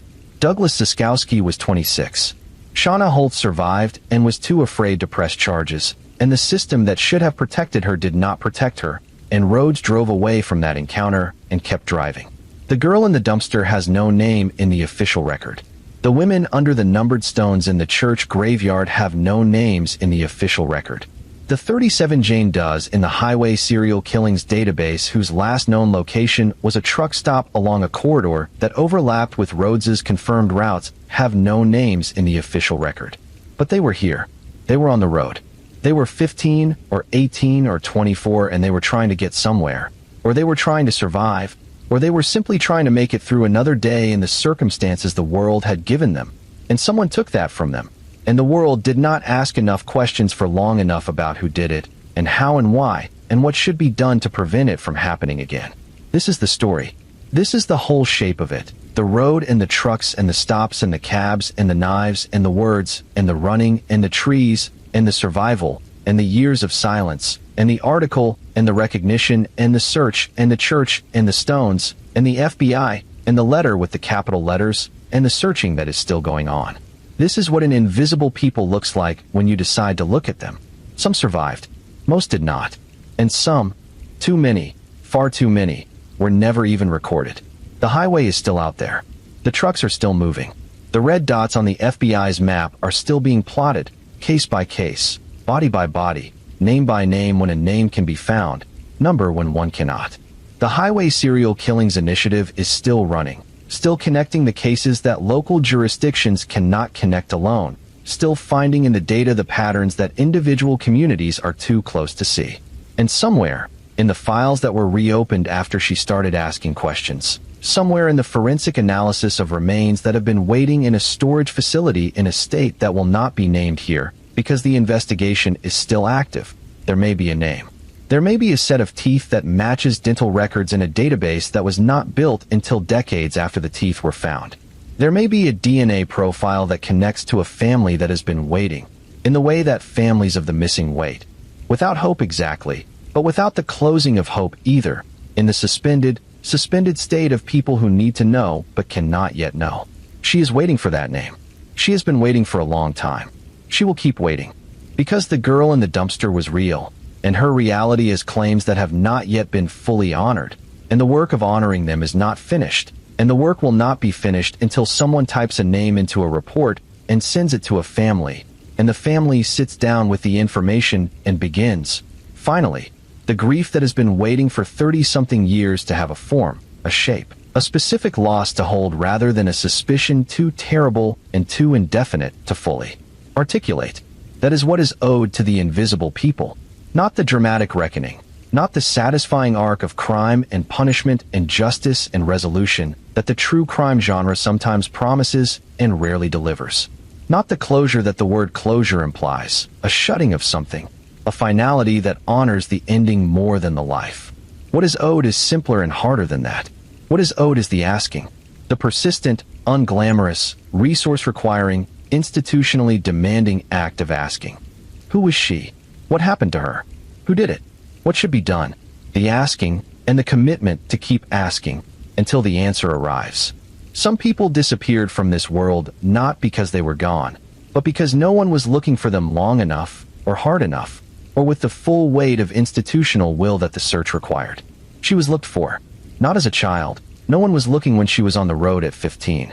But later, when she became the document, when she put the story into the world and the world received it, and the investigations were reopened and the cases were re-examined, she was found.